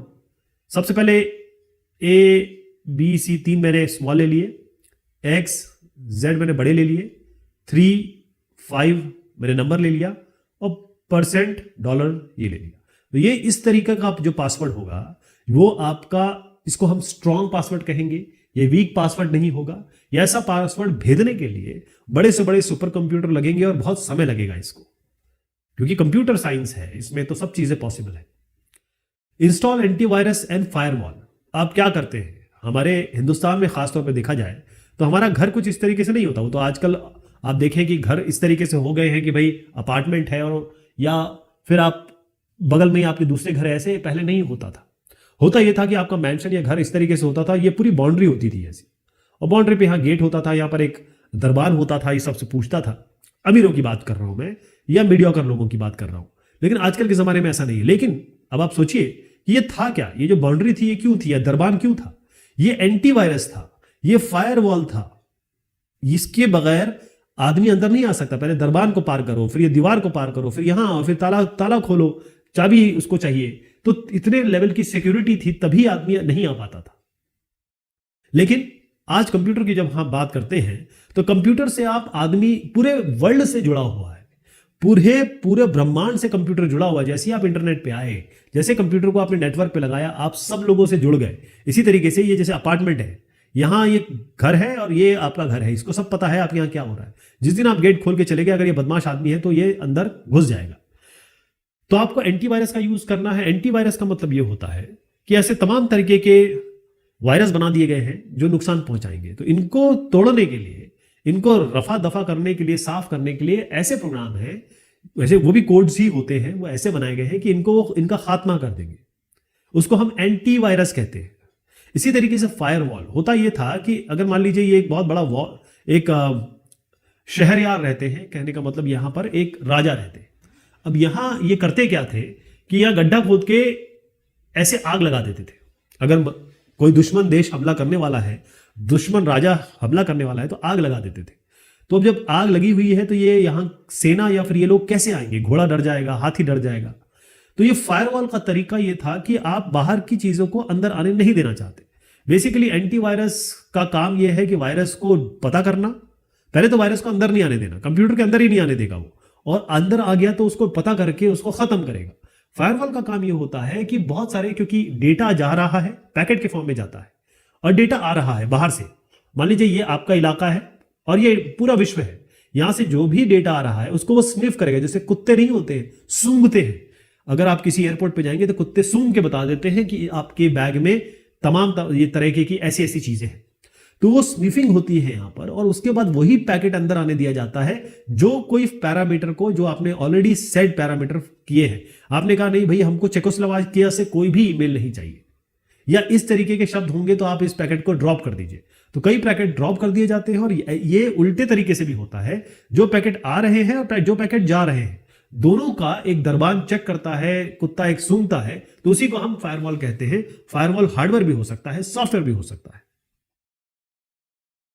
इनक्रिप्ट डेटा, आपको याद होगा कि अगर आपकी कोई मदर टंग है तो घर में जब आपके दोस्त आते होंगे और आप अपनी मदर से बात कर रहे हैं तो आप किस लैंग्वेज में बात करते हैं, उनको बताते हैं ना। जैसे मैं अगर अपनी माता जी से बात करूंगा तो मैं कहूंगा मफम्मीफी जफर रफा चुफुप रफा हो। ये मैंने अपनी भाषा में बात की है। मैंने उनसे कहा मम्मी जरा अभी चुप रहिए। दूसरे के सामने नहीं बोल सकता। दूसरा बोलेगा कि यार ये अपनी मम्मी को ऐसे बोलता है, या फिर ये हम उनको क्यों चुप बोल रहा, करने के लिए बोल रहा है।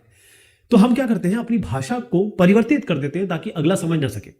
ये इसी तरीके से जब हम बैंक और कंपनीज की बात कर रहे हैं, वहां पर जो डेटा स्टोर्ड है, अगर वो खुला पड़ा होगा, वो सबकी जानकारी में होगा, या कोई भी उसे ब्रीच कर सकता होगा, या कोई भी तोड़ने की शक्ति रखता होगा, क्योंकि तमाम तरीके के लोग बैंक में को तोड़ने में, यानी इसके डेटा को पाने में बहुत ज्यादा मेहनत करते हैं। जो हैकर्स होते हैं, क्रैकर्स होते हैं, बहुत सारे ऐसे लोग हैं जो बैंक से डेटा निकालने की, या और तमाम कंपनियों या फिर किसी कंपनी से उनकी लड़ाई है, झगड़ा है, उससे डेटा निकालने की कोशिश करते हैं।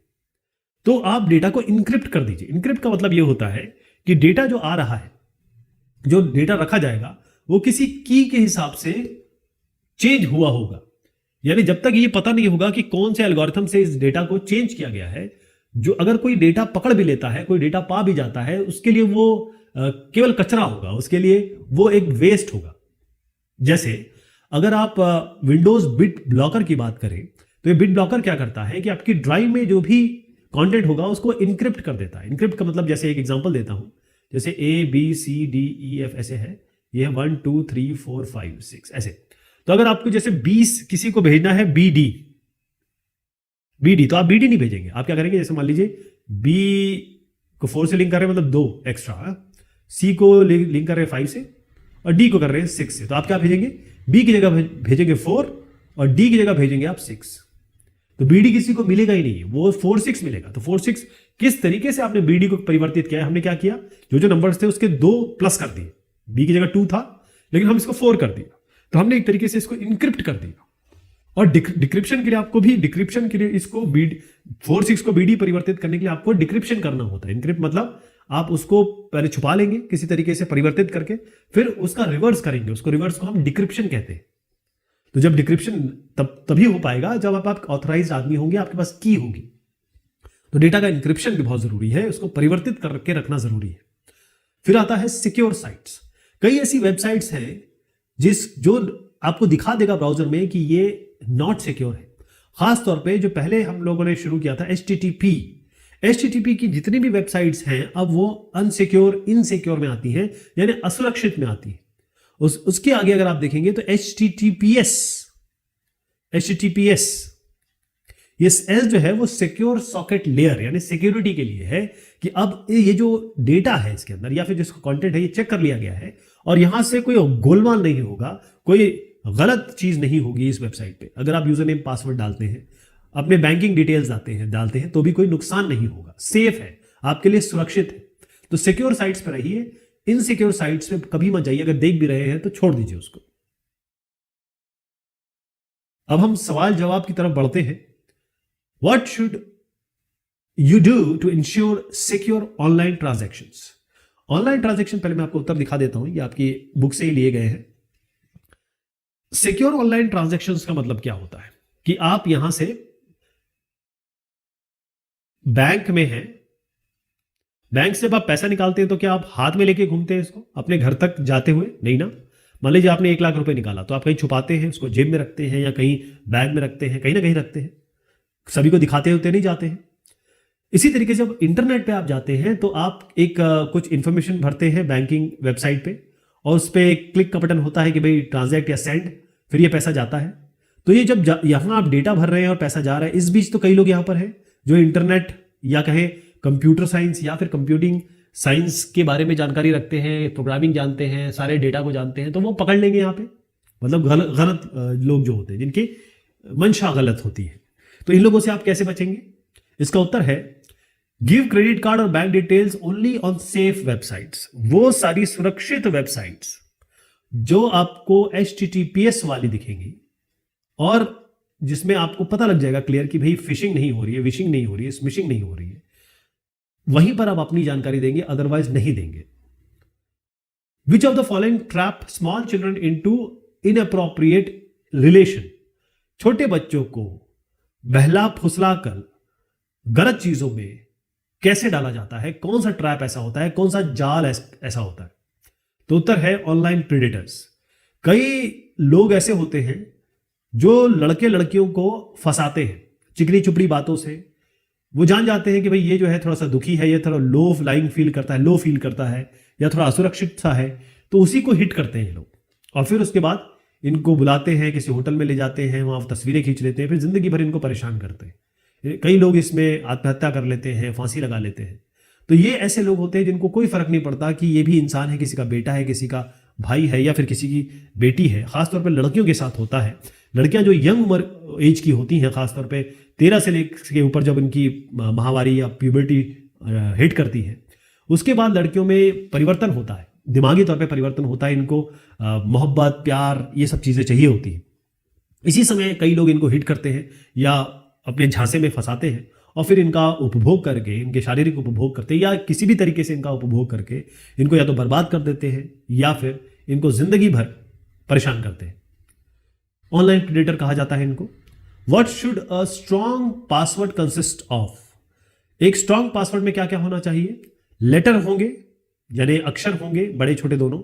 नंबर होंगे 0 से लेकर 9 तक, कोई भी नंबर आप लेंगे, और स्पेशल कैरेक्टर्स होंगे। तो ये सारे चीजों का कॉम्बिनेशन ही एक अच्छा पासवर्ड बनाता है। 8 कैरेक्टर से आप ऊपर लेंगे, इससे कम नहीं लेंगे। सब्जेक्टिव क्वेश्चंस देखते हैं। Explain how Trojan horse virus work. Trojan horse का मैंने आपको एग्जांपल दिया था, एक घोड़ा है, ठीक है। मैं घोड़ा बना तो नहीं सकता, लेकिन ऐसे करके हुआ यह था कि यहां पर एक राजा थे, एक एम्पायर था। उसको दूसरे राजा ने, जो किसी भी तरीके से इनको हरा नहीं पा रहा था, एक घोड़ा भेजता है। बहुत बेहतरीन घोड़ा बनाया मैंने, तो घोड़ा भेजता है। अब ये इनको लगता है कि ये गिफ्ट आया है, उपहार आया है। लेकिन जैसे ही रात होती है, उनको पता चलता है कि इसके अंदर सोल्जर्स बैठे हैं, इनके लोग बैठे हैं, सोल्जर्स, सैनिक। और रात होते ही ये सारे सैनिक बाहर निकलते हैं और इनको अटैक करते हैं, और ये जीतने की कोशिश करते हैं। तो ट्रोजन हॉर्स वायरस है। सबसे पहले समझ लीजिए कि ये वायरस है, और ये खराब कोड है, गलत प्रोग्राम है, मतलब जिसको बनाया गया है आपको नुकसान पहुंचाने के लिए। तो पहले तो ये आपको लेजिटिमेट लगेगा, उपहार जैसा लगेगा, आपको बहुत अच्छा लगेगा कि वाह क्या चीज है, गलत तो नहीं लग रहा है। ऐसा कोई इंसान जो आपका दोस्त बने और फिर आपको धोखा दे, उसी तरीके से ट्रोजन हॉर्स है कि वो आपको अपना दोस्त लगेगा, आप उससे सारी बातें शेयर करेंगे, और फाइनली वो आपको नुकसान पहुंचाएगा। और ऐसा नुकसान पहुंचाएगा कि आप सोच भी नहीं सकते। आपके डेटा को स्टोर कर ले, सेव कर ले, स्टील कर ले, चोरी कर ले, या उसको परिवर्तित कर दे। ये पूरे कंप्यूटर को, या ये कंप्यूटर से जितने भी नेटवर्क कनेक्टेड हैं, उनको हार्म कर सकता है, उनको नुकसान पहुंचा सकता है। तो ये आपका, आप विभीषण कह सकते हैं, या इसको मीर क्या नाम था, मीर कासिम था शायद, मीर, ऐसे कोई साहब थे जिन्होंने बंगाल के जो नवाब है उनको धोखा दिया था अंग्रेजों के साथ लड़ाई में। List the various ways you can use to protect your data. तो इसके बारे में हम बहुत डिटेल में डिस्कस कर चुके हैं। पहला तो आप पासवर्ड स्ट्रांग यूज करिए, इसमें number, character, upper case character, lower case character और स्पेशल कैरेक्टर यूज करिए। कम से कम 8 कैरेक्टर का होना चाहिए, उससे ऊपर ही रखिएगा। एंटीवायरस और फायरवॉल, यानी कि जो वायरस को खत्म करते हैं और बाहरी गलत चीजों के आगमन को रोकते हैं, वो उसका उपयोग करिए। डेटा को परिवर्तित करके रखिए, खासतौर पे बैंकिंग वाले जो लोग हैं, इनक्रिप्ट करिए डेटा को। और उसके बाद हमेशा कोशिश करिए कि ऐसी वेबसाइट्स ही पे जाएं जो सिक्योर हो, सुरक्षित हो, जो आपके डेटा की चोरी ना कर सके, आपको किसी तरीके से नुकसान पहुंचाने का उनकी मंशा ना हो। तो ये बात हुई इस डिस्कशन की। बहुत शुक्रिया, बहुत मेहरबानी आप सभी की।